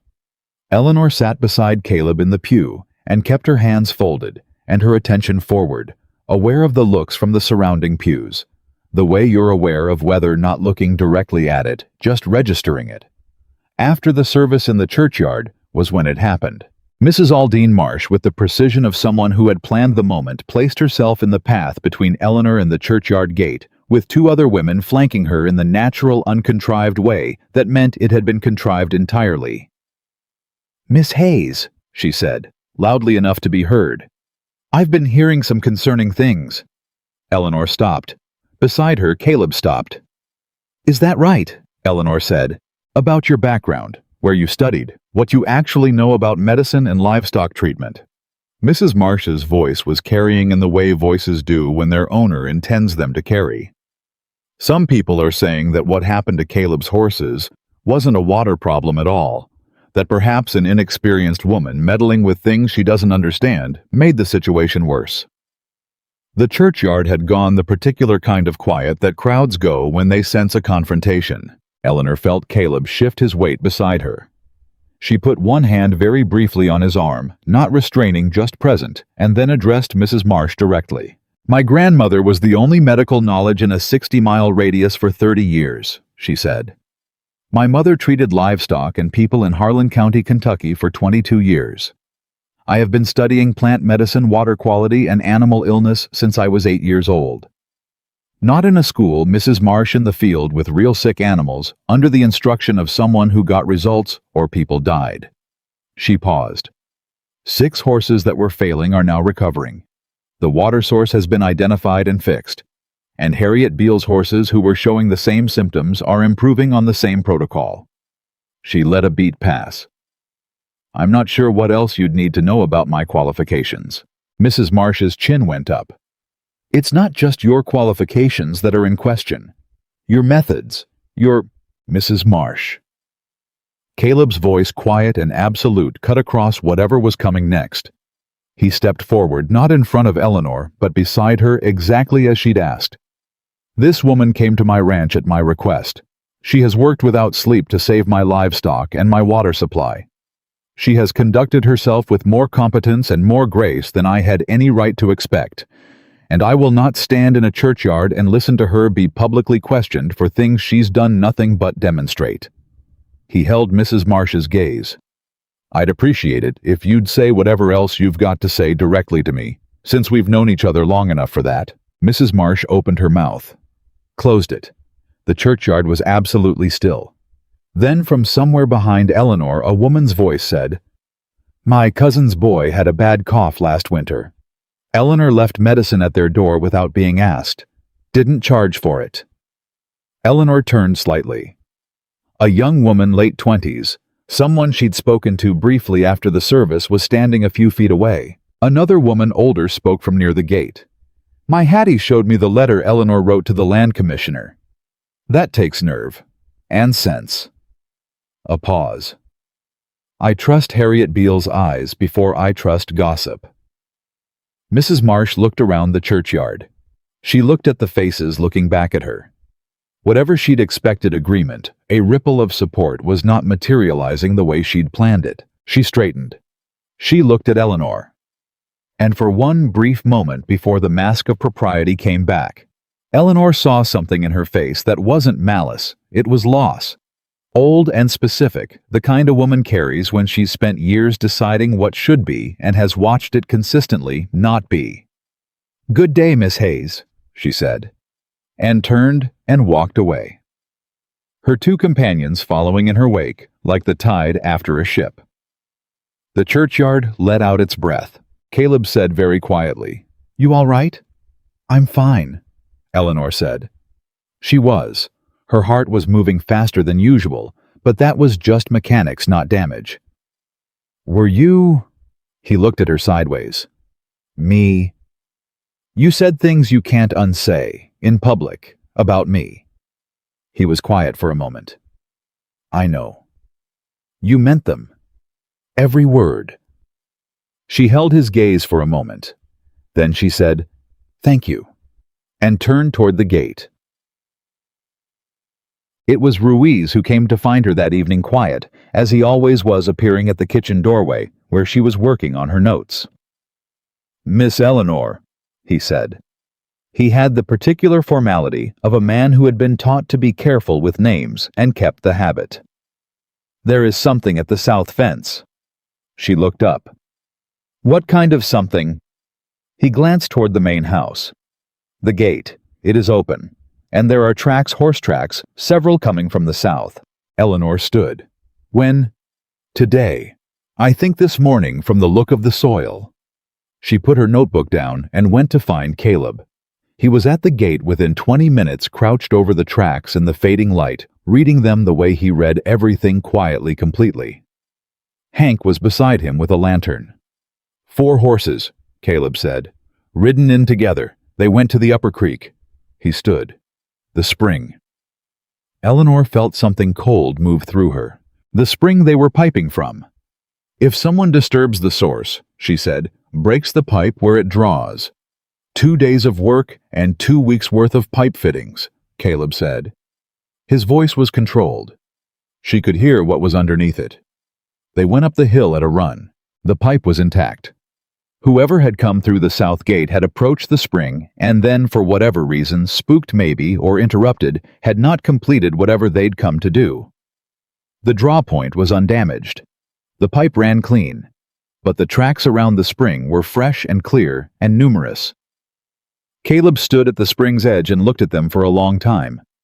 "He's escalating," he said. "Yes," Eleanor said. This was a message. "Yes." He turned to look at her. His face in the lantern light was something she'd learned to read over these days, not the closed, unreadable face she'd first met at the train platform, but something more present, more open, as though the last 10 days had worn through the outer layer of him to something rawer and realer underneath. "I'm not going to let him take this place," he said. It wasn't anger. It was something beyond anger, the particular conviction of a man who has found the bottom of himself and discovered it's solid. "I know," she said. "Whatever comes next." "Whatever comes next," she said. "We're standing here when it does." He looked at her. And for the first time since she'd stepped off that train and found a man with a lathered horse and a face that was holding too much, what she saw in his expression wasn't the grief or the exhaustion or the stubborn endurance. It was something newer and more fragile and more real than any of those things. It was the look of a man who had begun slowly against his own better judgment to believe that he wasn't going to be alone in this anymore. She held his gaze and let him have that. Didn't rush past it. Didn't make it smaller by moving on too fast. The lantern burned between them on the hillside above Morgan Ridge, and the stars came out over the hill country the way they always did, indifferent and enormous, and below them, the spring moved clear and cold, over limestone undisturbed still theirs. For now. But Weston Clay had shown his hand tonight, and they both knew that whatever was coming, it was not finished. It was only just beginning. The storm came without proper warning. That was the thing about Texas hill country in high summer. The sky could be clear and brutal at noon, and by 4 in the afternoon, something would be building in the southwest that had no interest in announcing itself. Caleb had seen it before. He knew the particular stillness that came before the way the air changed pressure without changing temperature, the way the horses got restless an hour out without knowing why. He noticed it at 3 in the afternoon and said nothing, because he thought he had time. He was wrong. By 5 o'clock, the sky to the southwest had gone the color of a bruise, green-edged and moving fast, and the wind that had been sitting still all day stood up and started pushing. Caleb came out of the barn and looked at it and said one word under his breath that he would not have said in Eleanor's presence, and then he started moving. "Eddie," he called, "get the horses in. All of them. Now."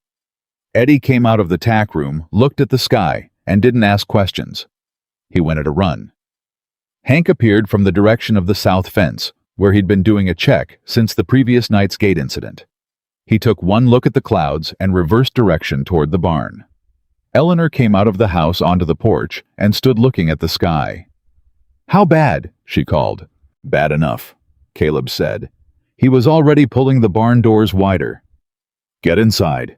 Get everything you've got in the herb room secured. If that roof vents, it'll go through there first." She looked at him. Then she looked at the sky again. Then she went back inside, not running, but moving with the particular efficiency of a woman who assessed situations quickly and acted on them. Caleb didn't watch her go. He was already in the barn. The horses knew. They always knew, before people did, the ears going flat, the restless shifting, the particular tension that ran through a horse's body when the air pressure dropped fast. He and Eddie moved through the stalls together, checking latches, pulling the water buckets back from the edges, laying extra straw in the back stalls where the 2 weakest horses were still recovering. Drummer was at his stall door, ears back, eyes wide, and showing white at the edges. "Easy," Caleb said, stopping at the door, putting his hand on the horse's neck. "Easy. You're in. You're all right." Drummer pressed his head into Caleb's chest with a force that was almost desperate, not the affectionate gesture of a healthy horse, but the honest fear of an animal that was not yet well enough to feel brave. "I've got you," Caleb said, quiet and direct. "You made it through the fever. You can make it through a storm." The wind hit the barn's west wall like a hand slapping a table. Not the worst of it, just the advance. The structure shook once, settled, held. Hank was at the far end of the barn, resecuring the emergency latch on the double doors at the south end. "We got maybe 20 minutes before the main of it," he said. "The roof section over the east stalls," Caleb said. "The patch we did in April." "I know," Hank said. He already had rope in his hands. Eleanor had secured the herb room in less time than Caleb had expected. She'd moved her preparations into the lower cabinet under the work table. The glass jars laid flat, the paper packets wrapped in oilcloth, the notebook tucked inside the tin box she kept it in for exactly this kind of situation. Because you learned early in Harlan County that weather respected nothing you hadn't protected. She came to the barn at the 15-minute mark. Caleb looked up from where he was helping Hank run a secondary brace along the east roof's interior supports and said, "I told you to stay inside." "You told me to secure the herb room," she said. "It's secured." She looked at the east roof. "What's the weak point?" "April patch," Hank said from his position on the ladder. "It'll hold at normal, but if we get rotation." "What do you need?" "Another set of hands on this line," Hank said. He wasn't asking Caleb's permission. He looked at Eleanor and held out one end of the rope. She took it. Caleb looked at both of them. He knew he could tell her to leave. He knew she wouldn't go. He understood with the particular clarity that arrives in emergency situations that the time for protecting Eleanor Hayes from the difficulty of this ranch was already past, possibly had never existed. Possibly had been an assumption he'd made about a woman he hadn't yet met. "Pull it taut and hold position," he said. "When I say tie off, can you do a double hitch?" "Can you?" she said. Something crossed his face, half exasperation, half something warmer than he intended to show. "Pull the rope," he said. She pulled the rope. They worked through the next 10 minutes in near silence, just voices where they had to be. Hank calling positions. Caleb calling instructions. Eleanor following both without argument and without hesitation. The wind was building outside in the way summer storms build in Texas hill country, not gradually, but in surges, each one stronger than the last, separated by a brief false calm that made you think you'd seen the worst of it. The horses were loud, not panicking. Caleb's horses were working horses, not delicate, but vocal, restless, aware. Drummer was the loudest, banging his front hooves against the stall door, with a rhythm that wasn't quite rhythm, the way frightened animals sometimes found repetition when they couldn't find calm. "He's going to hurt himself," Eleanor said without stopping what she was doing with the rope. "He's done it before," Caleb said. "He knows his limits." She didn't argue. She filed it away. The roof patch held through the first surge. It held through the second. On the third surge, which arrived without the false calm warning and hit the barn from two directions at once, west wall and south end simultaneously, which meant the storm had some rotation in it, the patch groaned, loudly. The kind of structural sound that isn't a warning so much as an announcement. "Hank," Caleb said. "I hear it." Eleanor dropped the rope and moved back. "I'm holding drop the rope and move back now." She moved back. The section of roof over stalls, 9 through 11. 3 stalls at the east end, the farthest from where the horses currently were, gave way with the sound of 100 things happening at once. The supports cracked first, then the boards, then the roofing material itself tore loose and went, and the opening it left was maybe 8 feet wide and 4 feet of sky suddenly visible in the middle of the barn. And rain came through it immediately, horizontal and cold and hard, in a way that was shocking after the weeks of dry heat. Hank was on the ladder. The ladder went sideways. Caleb moved before he thought about it, crossing the distance in 3 strides and getting his shoulder under the ladder's fall, taking the weight of it and Hank together, and going to one knee with the impact, not dropping it, but not stopping it gracefully either. Hank came off the ladder and landed on his feet and one hand, and stayed down for a moment, breathing hard. "Hank!" Caleb crouched beside him. "Talk to me." "I'm down," Hank said. "Not out." He looked up. His face was pale. "My shoulder." "Can you move it?" Hank tried. His jaw clamped shut, and his eyes went tight. "Not without—" He stopped. "Not much." Eleanor was already there. She'd come across the barn the moment Hank went down, and she was crouching beside him now, one hand on his back, looking at his face with the focused, rapid attention she brought to anything that was hurt. "Tell me where," she said. "Top," Hank said through his teeth. "Like a burning." "Separated shoulder," she said. "Not broken. Can you get to the tack room? I need you sitting and braced." "I'm not—" "You can't use that arm, and we need to clear this barn," she said. "You'll be more useful to us in 10 minutes after I've said it than you are right now. Go." Hank looked at Caleb. Caleb said, "Go, Hank." He went. The barn was chaos. The rain coming through the roof gap was already pooling in the east stalls. Not dangerous yet, but it would be. The stall floors had drainage, but not for horizontal rain at this volume. The horses in the adjacent stalls were responding to the roof breach with the full force of their unease, and two of them were pulling at their lead ropes with the committed energy of animals that had decided the barn was no longer a safe place and were making their case for leaving. Caleb went to the nearest one first. He talked to the horse the way he talked to all of them, direct, low, authoritative, and got a hand on the halter and held it while the animal sorted out the difference between genuine danger and perceived danger. It took 3 minutes. 3 minutes was a long time in a barn with an open roof and a storm throwing itself against the walls. Eddie appeared from the south end with 2 feed buckets, which was exactly the right instinct. Familiar objects, familiar smell. He went down the row of stalls, distributing them with the efficient calm of a young man who had finally found a situation that matched his pace. Eleanor came back from the tack room in 4 minutes. She moved to the far stall where the youngest horse, a bay mare who had come through the illness but was still rebuilding strength, had gotten her lead rope wrapped around the stall support in her panic. "Don't untie her," Caleb called. "I'm not untying her, I'm unwrapping her," Eleanor called back. He watched for 1 second, just one, while she went to work on the rope with both hands, talking to the mare, at the same time her voice steady and low under the noise of the storm, and the mare visibly dropped 2 degrees of panic in response to it. He turned back to his own work. The roof gap was getting worse. Not structurally, the main roof was holding, but the opening was large enough that the wind was starting to use it, creating cross currents inside the barn that disturbed everything and everybody. "We need something over that gap," Caleb said to the barn at large, to no one specific. "Tarpaulin," Eddie said. "In the back of the equipment room. 2 of them, big ones." "Get them." Eddie went. Caleb looked at the gap. Getting a tarpaulin over that opening from the inside would require someone on a ladder in a barn full of agitated horses during a storm, which was categorically not a good idea.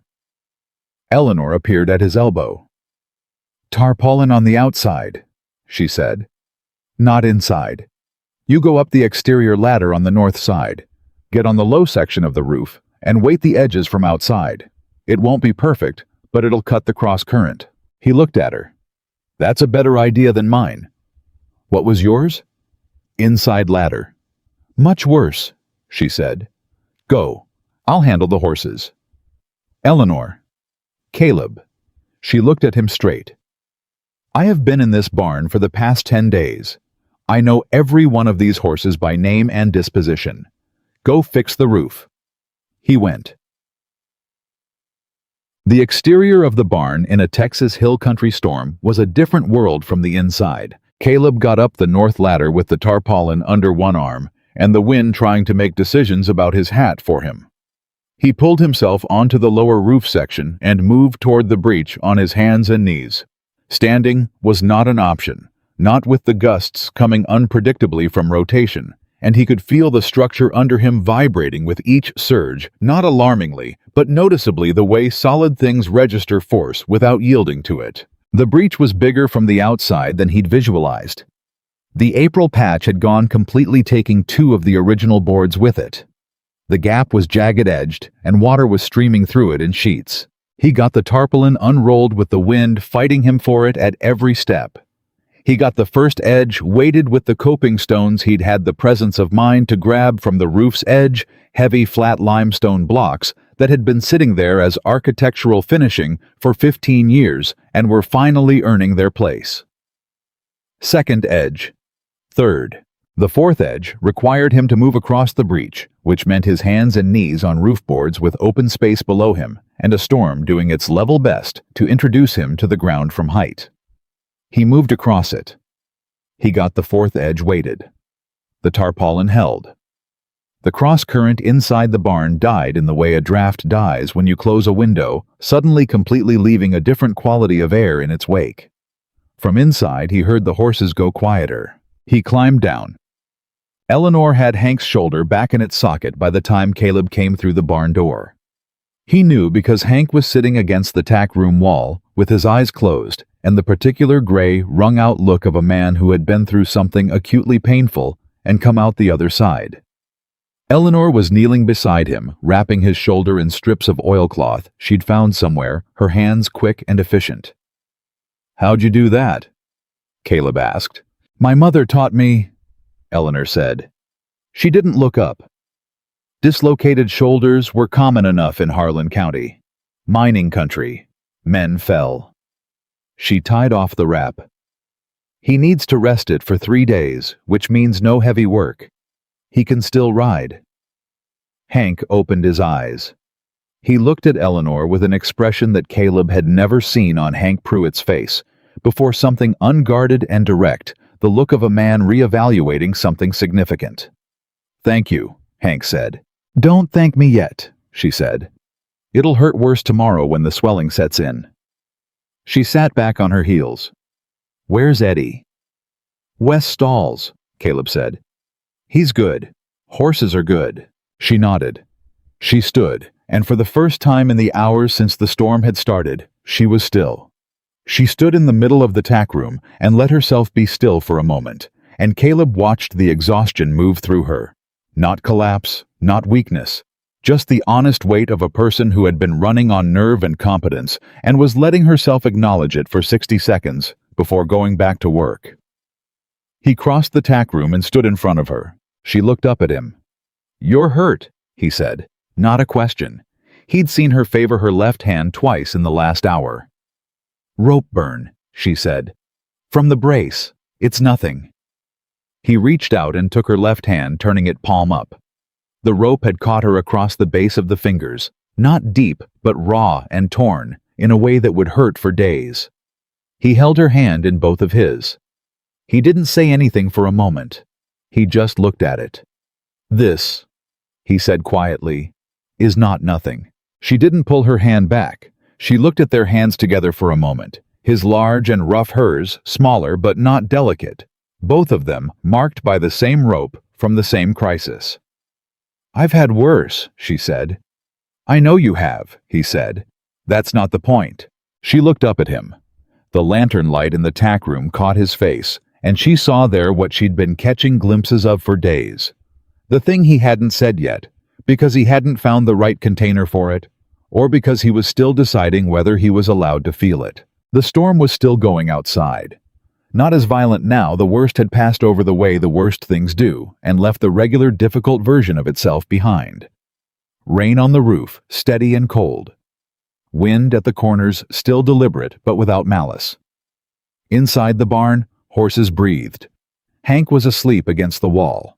It was just the two of them for that particular moment, and Caleb Morgan was holding Eleanor Hayes's hurt hand in both of his, and neither of them was moving. "I don't know how to do this," he said. His voice was very quiet, not ashamed, just honest in the way he'd been honest from the first letter, direct, unembellished, a man saying exactly what he meant, because he didn't know how to say less. "I knew how to do it with Catherine. I learned it over years, and then I lost it when I lost her, and I've been—" He stopped. His jaw worked. "I've been an empty barn for 2 years. Just walls and a roof and nothing living in it," Eleanor said. "You've been a barn in a drought. That's different from empty." He looked at her. "Drought ends," she said.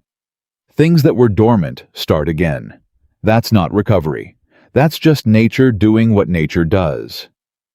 She held his gaze. "You don't have to know how to do this, Caleb. Neither do I. We just have to not run from it." He absorbed that, the way he absorbed everything completely without rushing. Then he said, "I'm not running." "I know," she said. "I noticed that about you early on." The almost smile. And this time it didn't disappear. It stayed small and real, and not yet comfortable with itself on the face of a man who had forgotten he was capable of it. He set her hand down gently.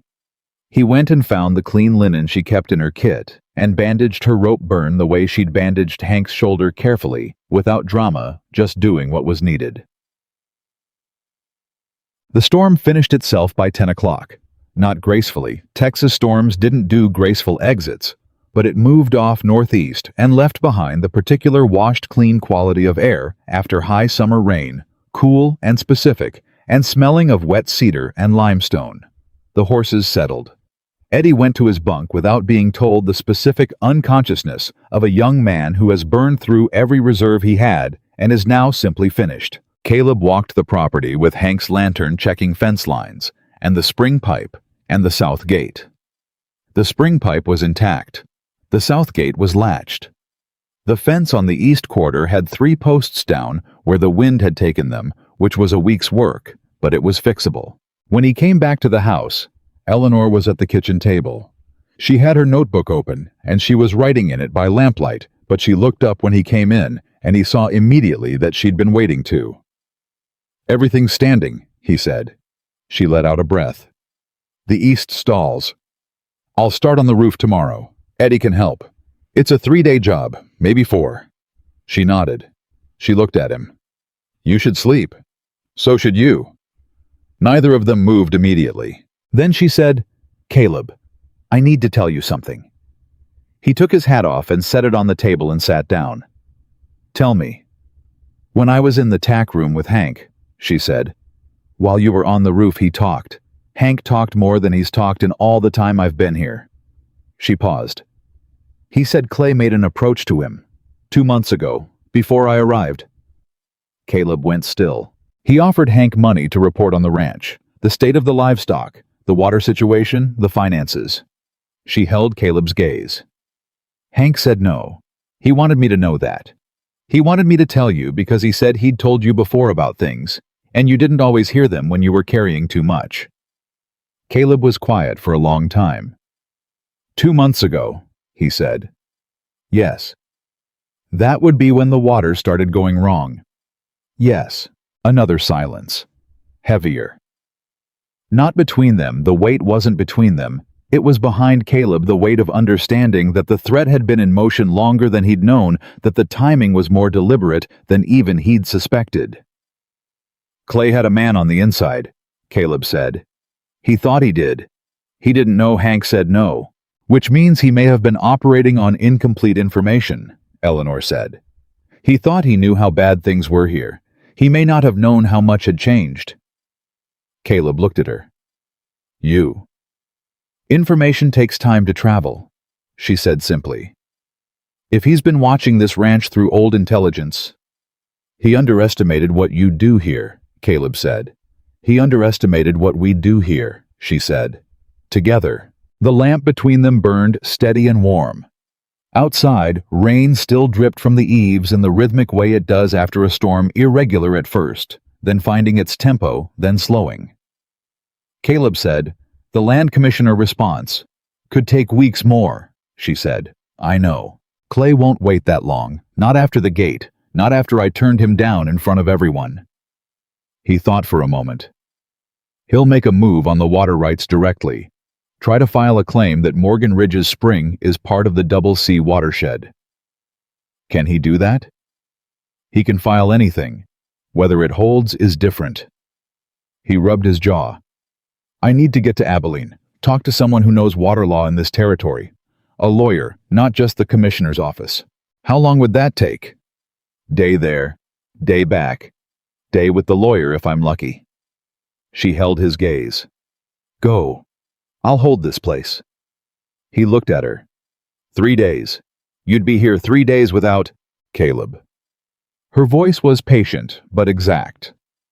"I have held Drummer through a fever relapse and a storm. I have reduced a dislocated shoulder in a tack room with horse sounds for background music. I have faced down Aldine Marsh in a churchyard and Weston Clay in a front yard. I can hold this ranch for 3 days. He looked at her for a long moment. "You're not going to let me argue this," he said. "You're not going to argue it," she said, "because you know I'm right."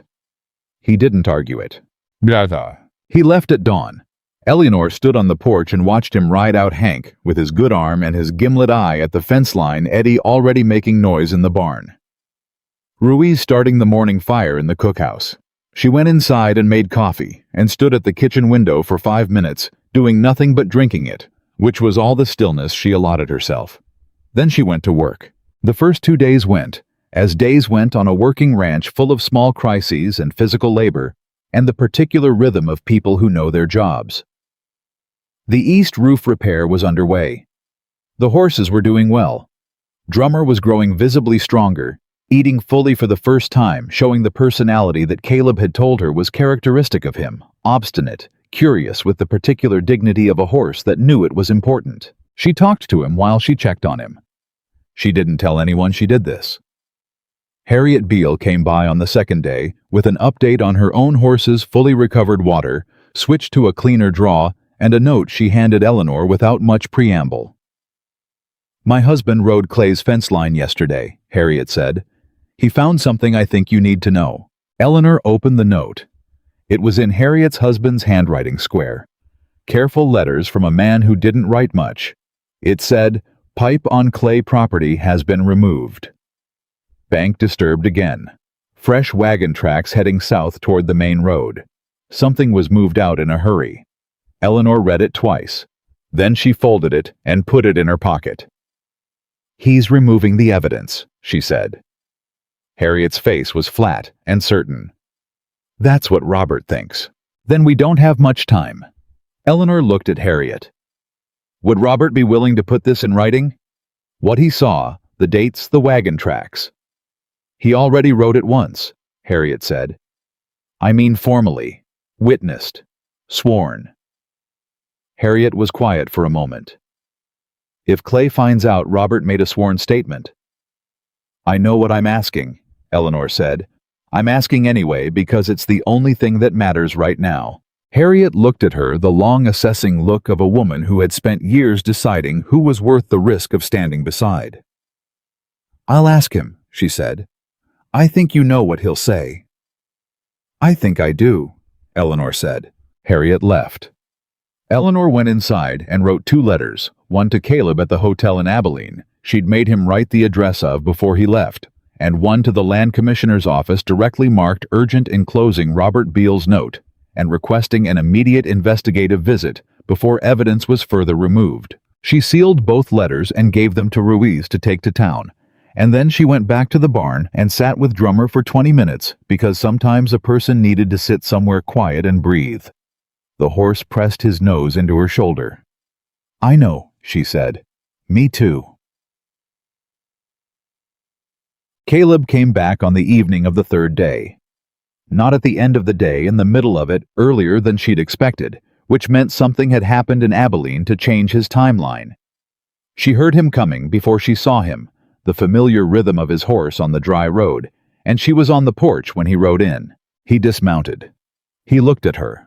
His face was different than when he'd left. Not worse, not better, but different. The particular tight-wound expression of a man who had received information he'd both hoped for and feared. "The lawyer," she said. "What did he say?" Caleb tied his horse and came up the porch steps. He stood in front of her, close enough that she could see the road dust on him, the 3 days of it, the marks of a fast ride home. He said the spring rights are unambiguously Morgan Ridge's, he said. No argument. The original land patent is clear. He paused. He also said Clay has filed a water harassment complaint against me. Claimed I've been deliberately diverting creek flow to damage the Double C. Eleanor stared at him. He filed against you. He filed against me, Caleb said, for the exact thing he's been doing to us, word for word. The boldness of it took even her a moment to absorb. He's got the commissioner's office in his pocket, she said. One man in it, Caleb said. The deputy commissioner, not the commissioner himself. He held her gaze. The lawyer said, if we can get our evidence to the commissioner directly bypassing the deputy, and if we've got witnesses sworn documented. Robert Beale sent a letter, she said. I wrote to the commissioner directly, yesterday. Caleb went still. She pulled the copy she'd kept from her coat pocket and handed it to him. He read it. He read it again. You wrote this yesterday, he said. I wrote it when I found out Clay was removing the pipe, she said. Harriet Beale came with her husband's note. I sent both letters with Ruiz to town. Caleb was quiet for a long moment. He was looking at the letter. She watched his face move through several things she didn't have names for yet. Eleanor, he said. Yes, this might have just saved everything. She didn't say anything dramatic. She said, we saved it. You went to Abilene and got the legal footing. I sent the letters. Robert Beale saw the pipe. Harriet Beale walked the fence. Hank said no to Clay 2 months ago. She held his gaze. You had good people around you all along, Caleb. You just hadn't had anyone to organize them. He looked at her for a long time. The evening light was doing what it did on the hill country, going gold and long-shadowed and generous in the way it wasn't generous at noon. Is that what you are? He asked. His voice was quiet with an edge of something that wasn't quite a question. I'm your wife, she said. Which I'm told includes the organizing.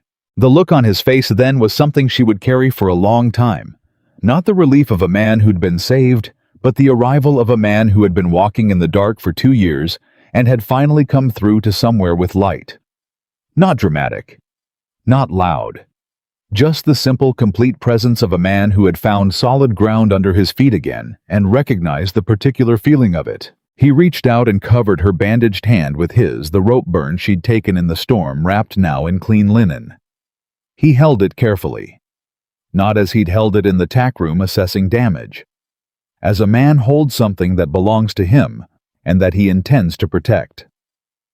I'm not going to be easy, he said. I should tell you that straight. I know that, she said. I saw the letter you sent. The ghost of that almost smile. You said that before. It keeps being true. He held her hand. She held his. The light went gold around Morgan Ridge, and the horses were alive, and the spring was running clean, and the roof was being rebuilt board by board. And somewhere in Abilene, a lawyer had the legal foundations of a fight they were now actually prepared to win. It wasn't over.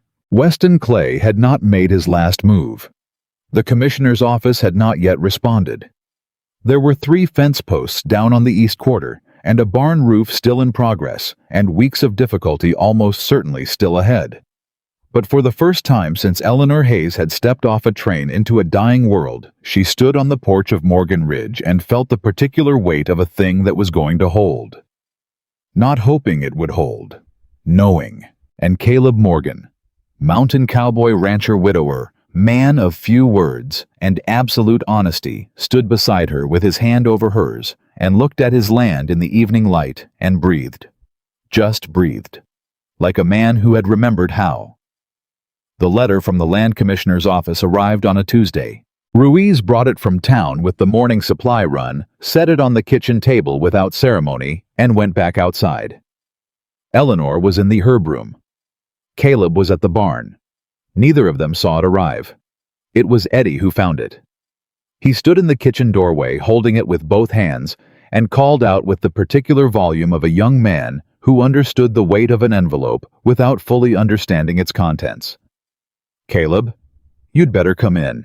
Caleb came in from the barn with his work gloves still on. He stopped at the table and looked at the envelope. The commissioner's seal was on the front, official formal, the kind of envelope that settled things one way or another. He didn't open it immediately. Eleanor appeared from the herb room doorway. She looked at the envelope. She looked at Caleb. She crossed the kitchen and stood beside him without touching him the way she'd learned he sometimes needed present but not pushing. Open it, she said quietly. He pulled off one glove and picked up the envelope and opened it with the particular controlled steadiness of a man who has learned to receive news without bracing against it, because bracing never changed what the news was. He read it once. He read it again. His face gave nothing away for the first 10 seconds. Then he set the letter on the table and said, "They're sending an investigator." Eleanor picked it up and read it herself. The language was official and measured the way government language always was.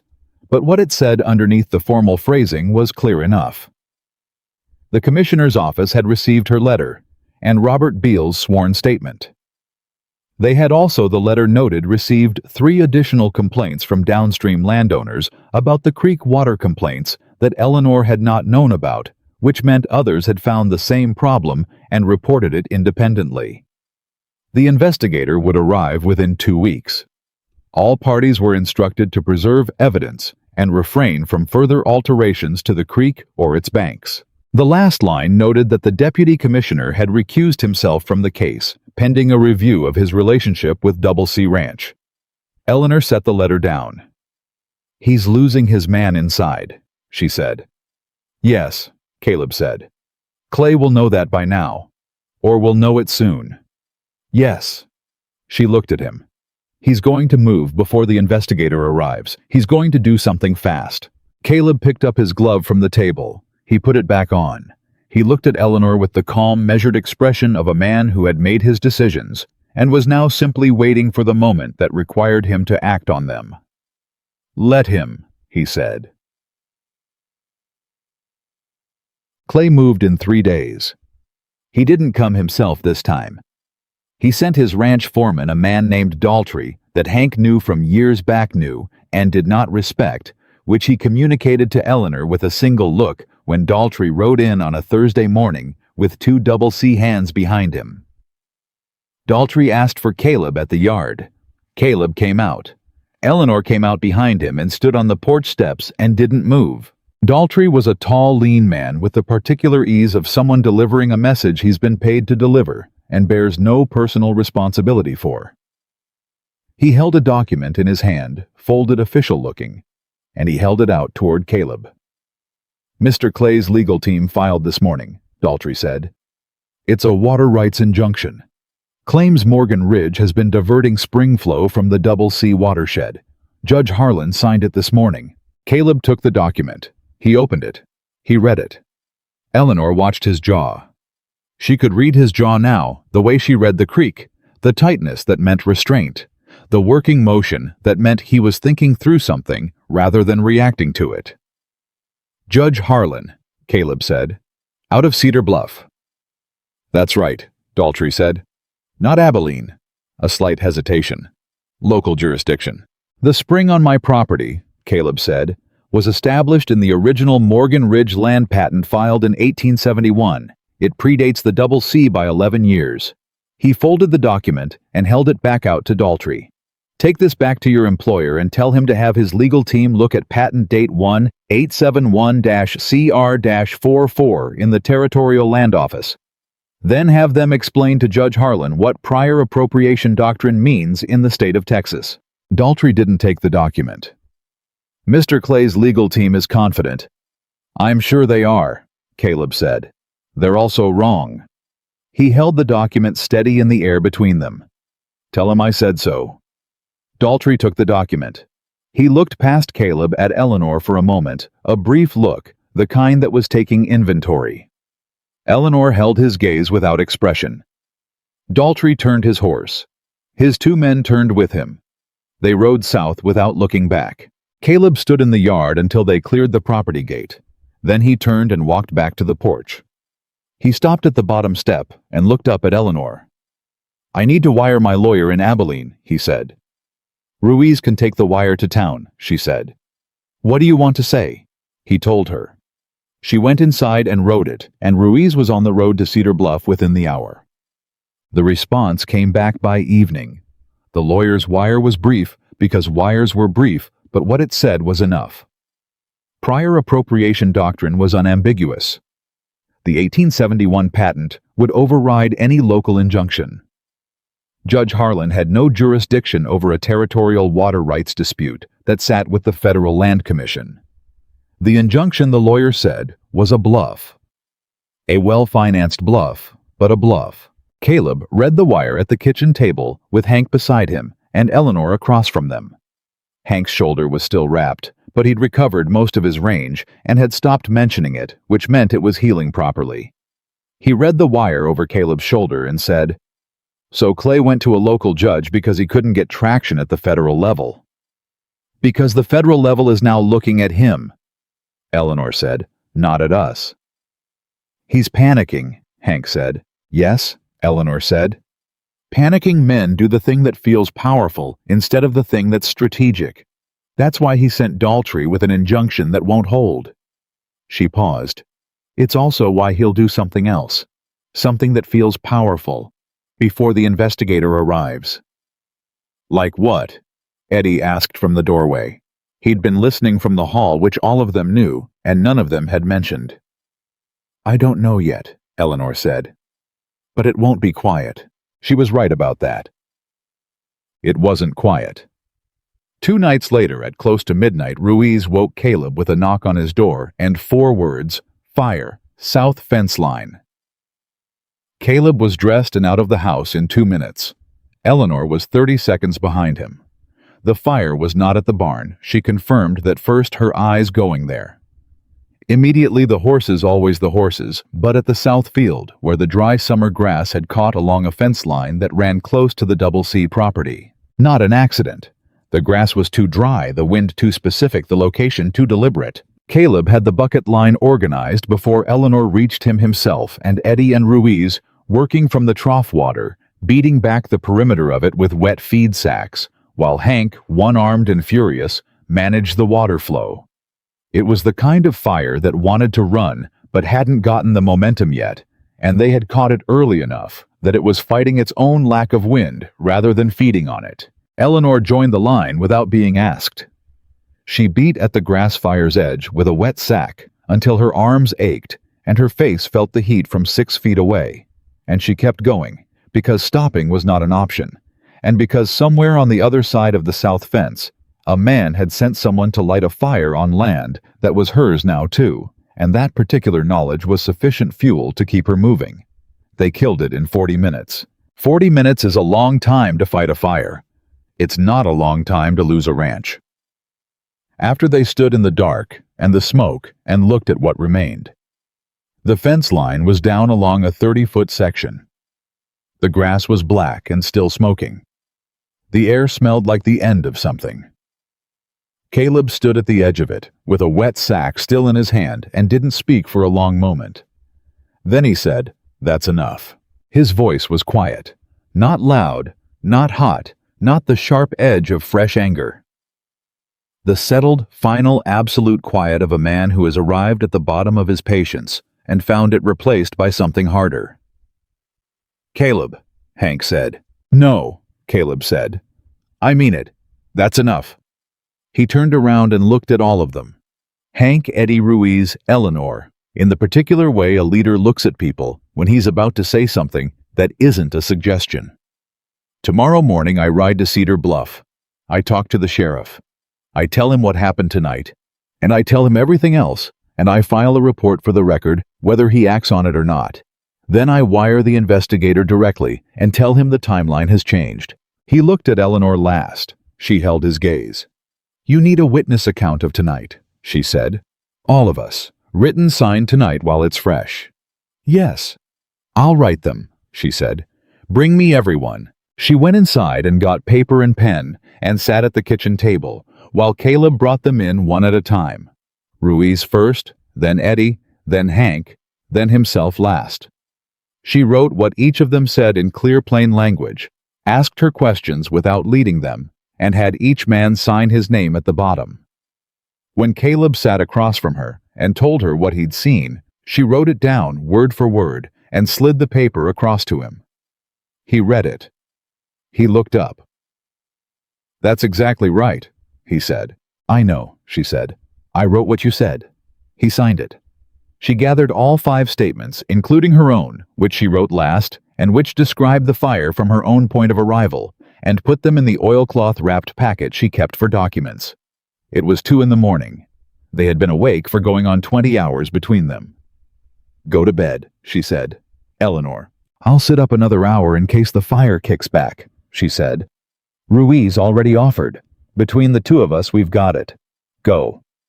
He didn't argue. He was too tired to argue, and she could see that, and she used it fairly. He stood. He paused at the kitchen doorway and looked back at her, the same look she'd been learning to read, the one that didn't have a clean name for it yet, the one that was something like gratitude but deeper and less comfortable with itself, because it had more at stake than gratitude usually did. "Eleanor," he said. I know, she said. Go to bed, Caleb. The ghost of a smile. And then he was gone. Yeah, Sheriff Moss of Cedar Bluff was not a complicated man, and Eleanor decided within 4 minutes of meeting him that this was both his limitation and his virtue. He listened to Caleb's account without interrupting. He looked at the 5 signed witness statements. He looked at the fire damage map that Eleanor had sketched from memory and measurement that morning. He didn't editorialize. He didn't minimize. He asked 3 specific questions and wrote down the answers. Then he said, I've had 2 other complaints about Clay this year. Didn't have enough to move on either of them. This, he tapped the stack of statements, is different. Will you file it? Caleb said. Already filing it, Moss said. I'm also wiring the federal marshal's office in Abilene. An arson on a property with an active federal land investigation isn't local business, Morgan. They'll want to know. Caleb looked at Eleanor. She gave him nothing on her face because she'd learned he took information better without commentary. But she felt it, the shift, the particular weight of a situation moving from their hands into the hands of something larger and more permanent.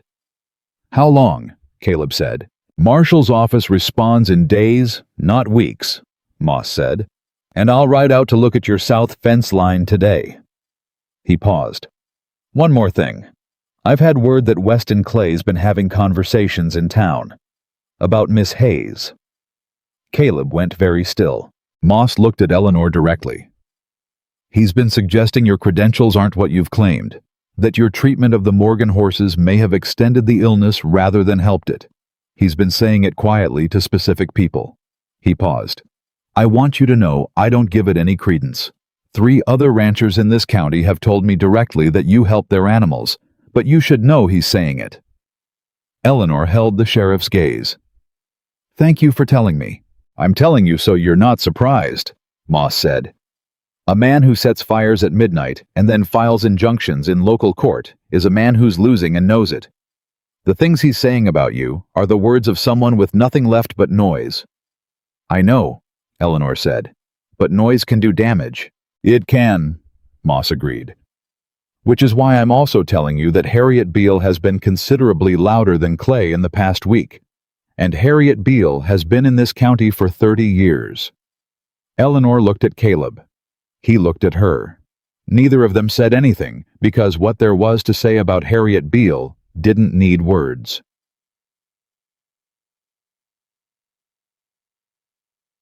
The federal investigator arrived 11 days later. His name was Aldous Keene, and he was a compact, gray-haired man from the Land Commission's field office who had the look of someone who had done this exact job in a dozen counties and had stopped being surprised by anything. He arrived with 2 assistants, a surveying kit, and a leather satchel full of documents, and he spent his first 2 hours on Morgan Ridge, walking the creek with Eleanor, and saying nothing while she explained what she'd found, and when, and how. He asked good questions. Precise, specific, the kind that told you the person asking them already understood the framework and was looking for specific pieces to fit into it. On the second day, he walked Clay's fence line with Caleb and Hank and Robert Beale. He found the place where the pipe had been removed, the disturbed bank, the backfill that didn't match the surrounding soil, the scar in the ground where iron fittings had been dug out in a hurry.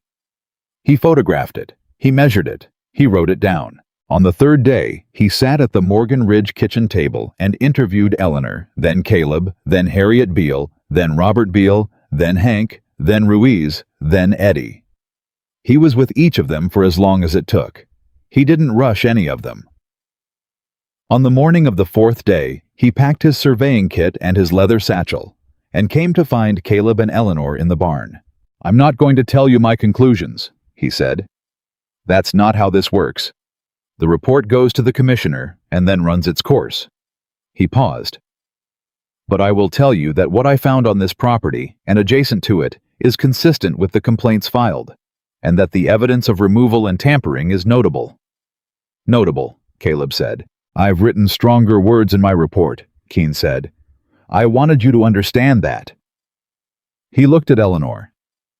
The mineral analysis you conducted with your mother's testing method, I confirmed it with my own equipment. Your readings were accurate. She held his gaze. "I know," she said. Simply. Something in Keen's expression shifted, not quite a smile, not quite approval. The expression of a man who had expected to assess a woman's amateur work and found something that didn't require adjusting. "Yes," he said, "I can see that you do." He tipped his hat to her and shook Caleb's hand and rode out. But Weston Clay was formally charged 5 weeks later. The marshal's office in Abilene handled it. The charges included deliberate contamination of a shared water source, destruction of property by fire, filing a fraudulent injunction, and 1 count of attempting to corrupt a public official, the deputy commissioner who had already resigned and would be facing his own proceedings.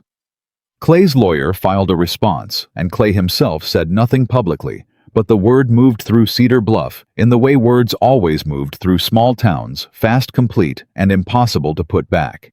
Caleb told Eleanor about the charges on the afternoon the marshal's letter arrived. He read it at the kitchen table, and then set it down and looked at it for a long moment. "It's over," he said. "The legal part," she said. "Yes." "What's left?" She looked at him. "The ranch," she said. "The east fence still needs 2 posts. The barn roof has a section Hank says isn't sitting right. Drummer needs another month before he's back to full work." She paused. "And the herb garden I started on the south side of the house is going to need tending, or it won't survive to fall." He looked at her for a long moment.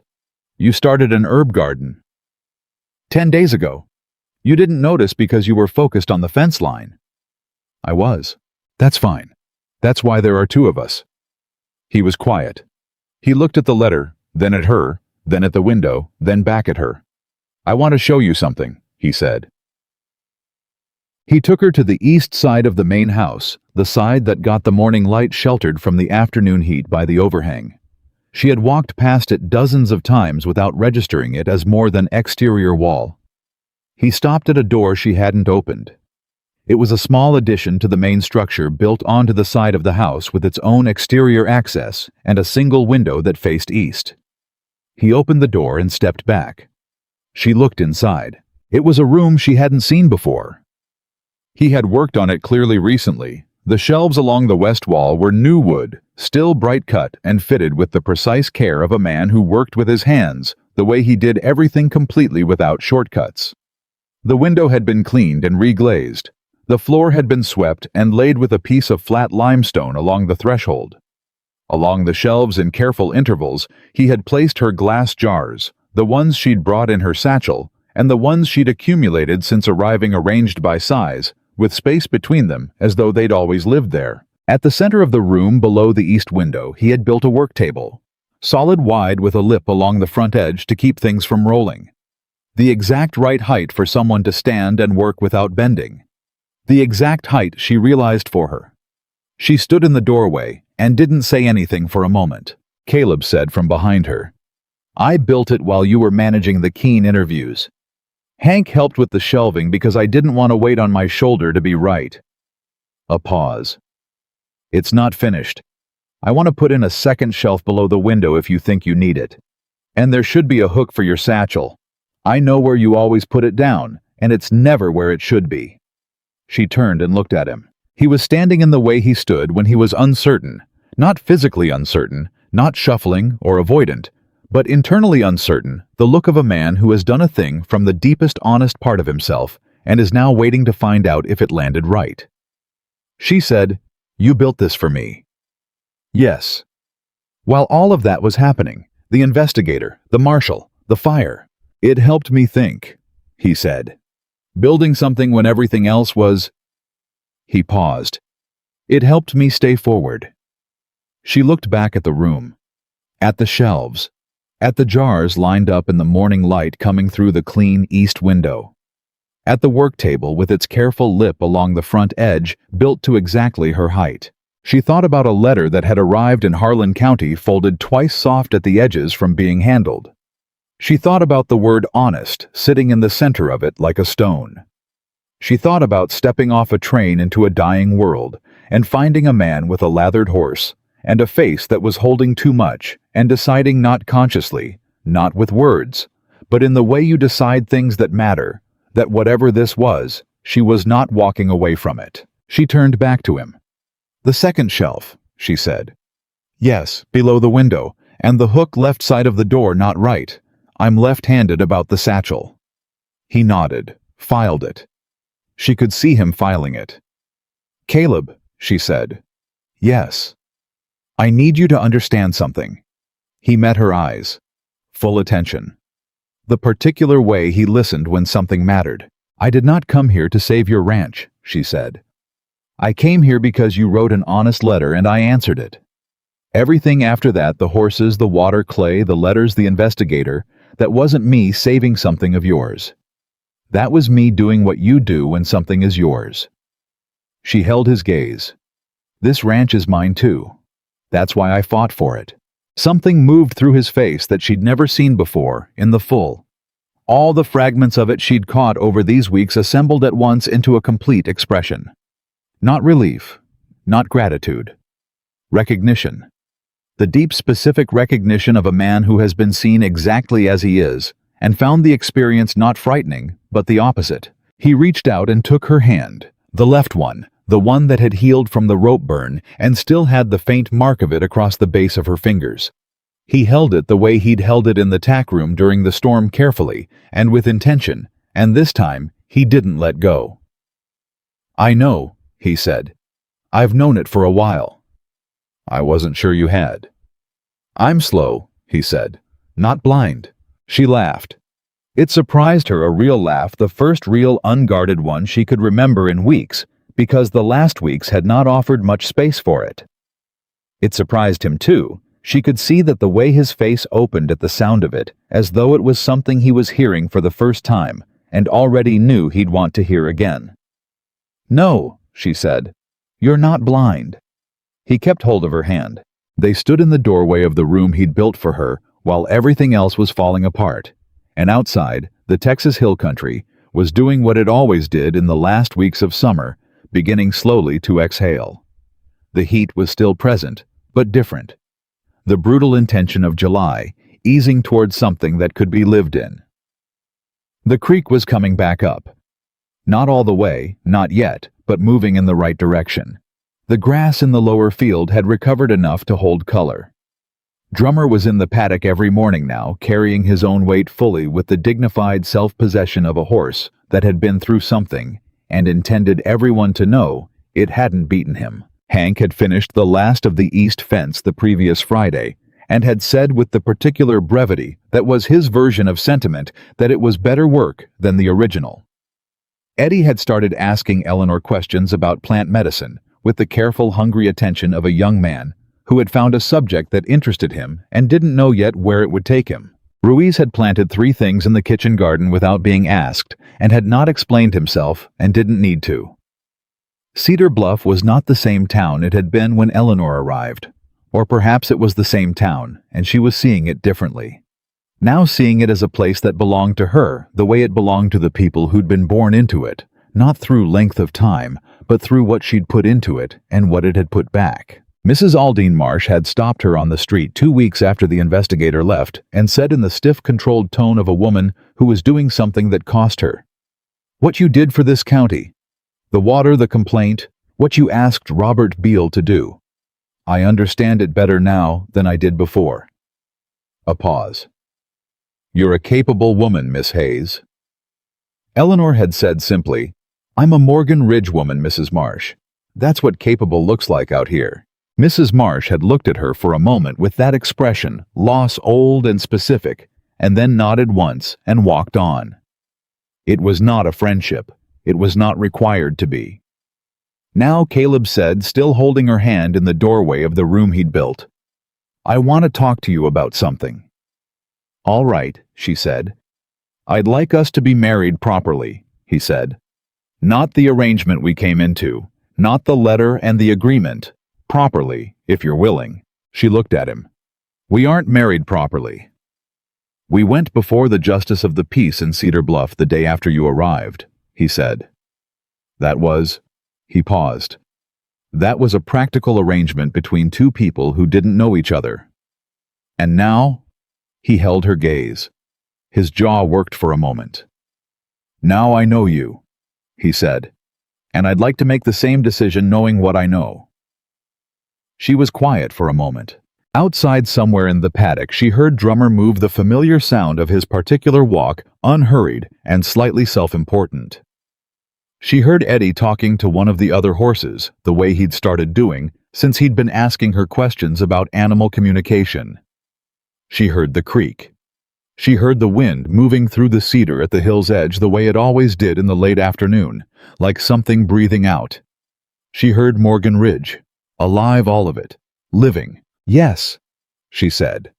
One word, no preamble, the same directness she'd brought to everything here. Every decision, every moment where something was true and needed to be said plainly.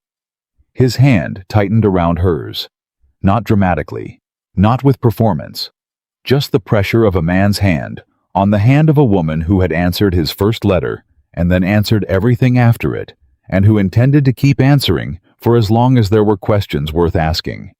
He said, "Thank you." She said, "Don't thank me, Caleb. This is where I live." He looked at the room. He looked at her. He looked at the land through the east window, the hill country spreading out in the long, late summer light, the creek running, the horses moving, the fences, standing, everything alive, everything theirs. And Morgan Ridge, which had been dying on the day Eleanor Hayes stepped off a train into it, which had been stripped down to its last reserves by drought and sickness, and a man who had wanted to take it, which had stood at the edge of losing everything, and had held Morgan Ridge, was no longer surviving. It was living. And that was the difference, and that was enough, and that was everything.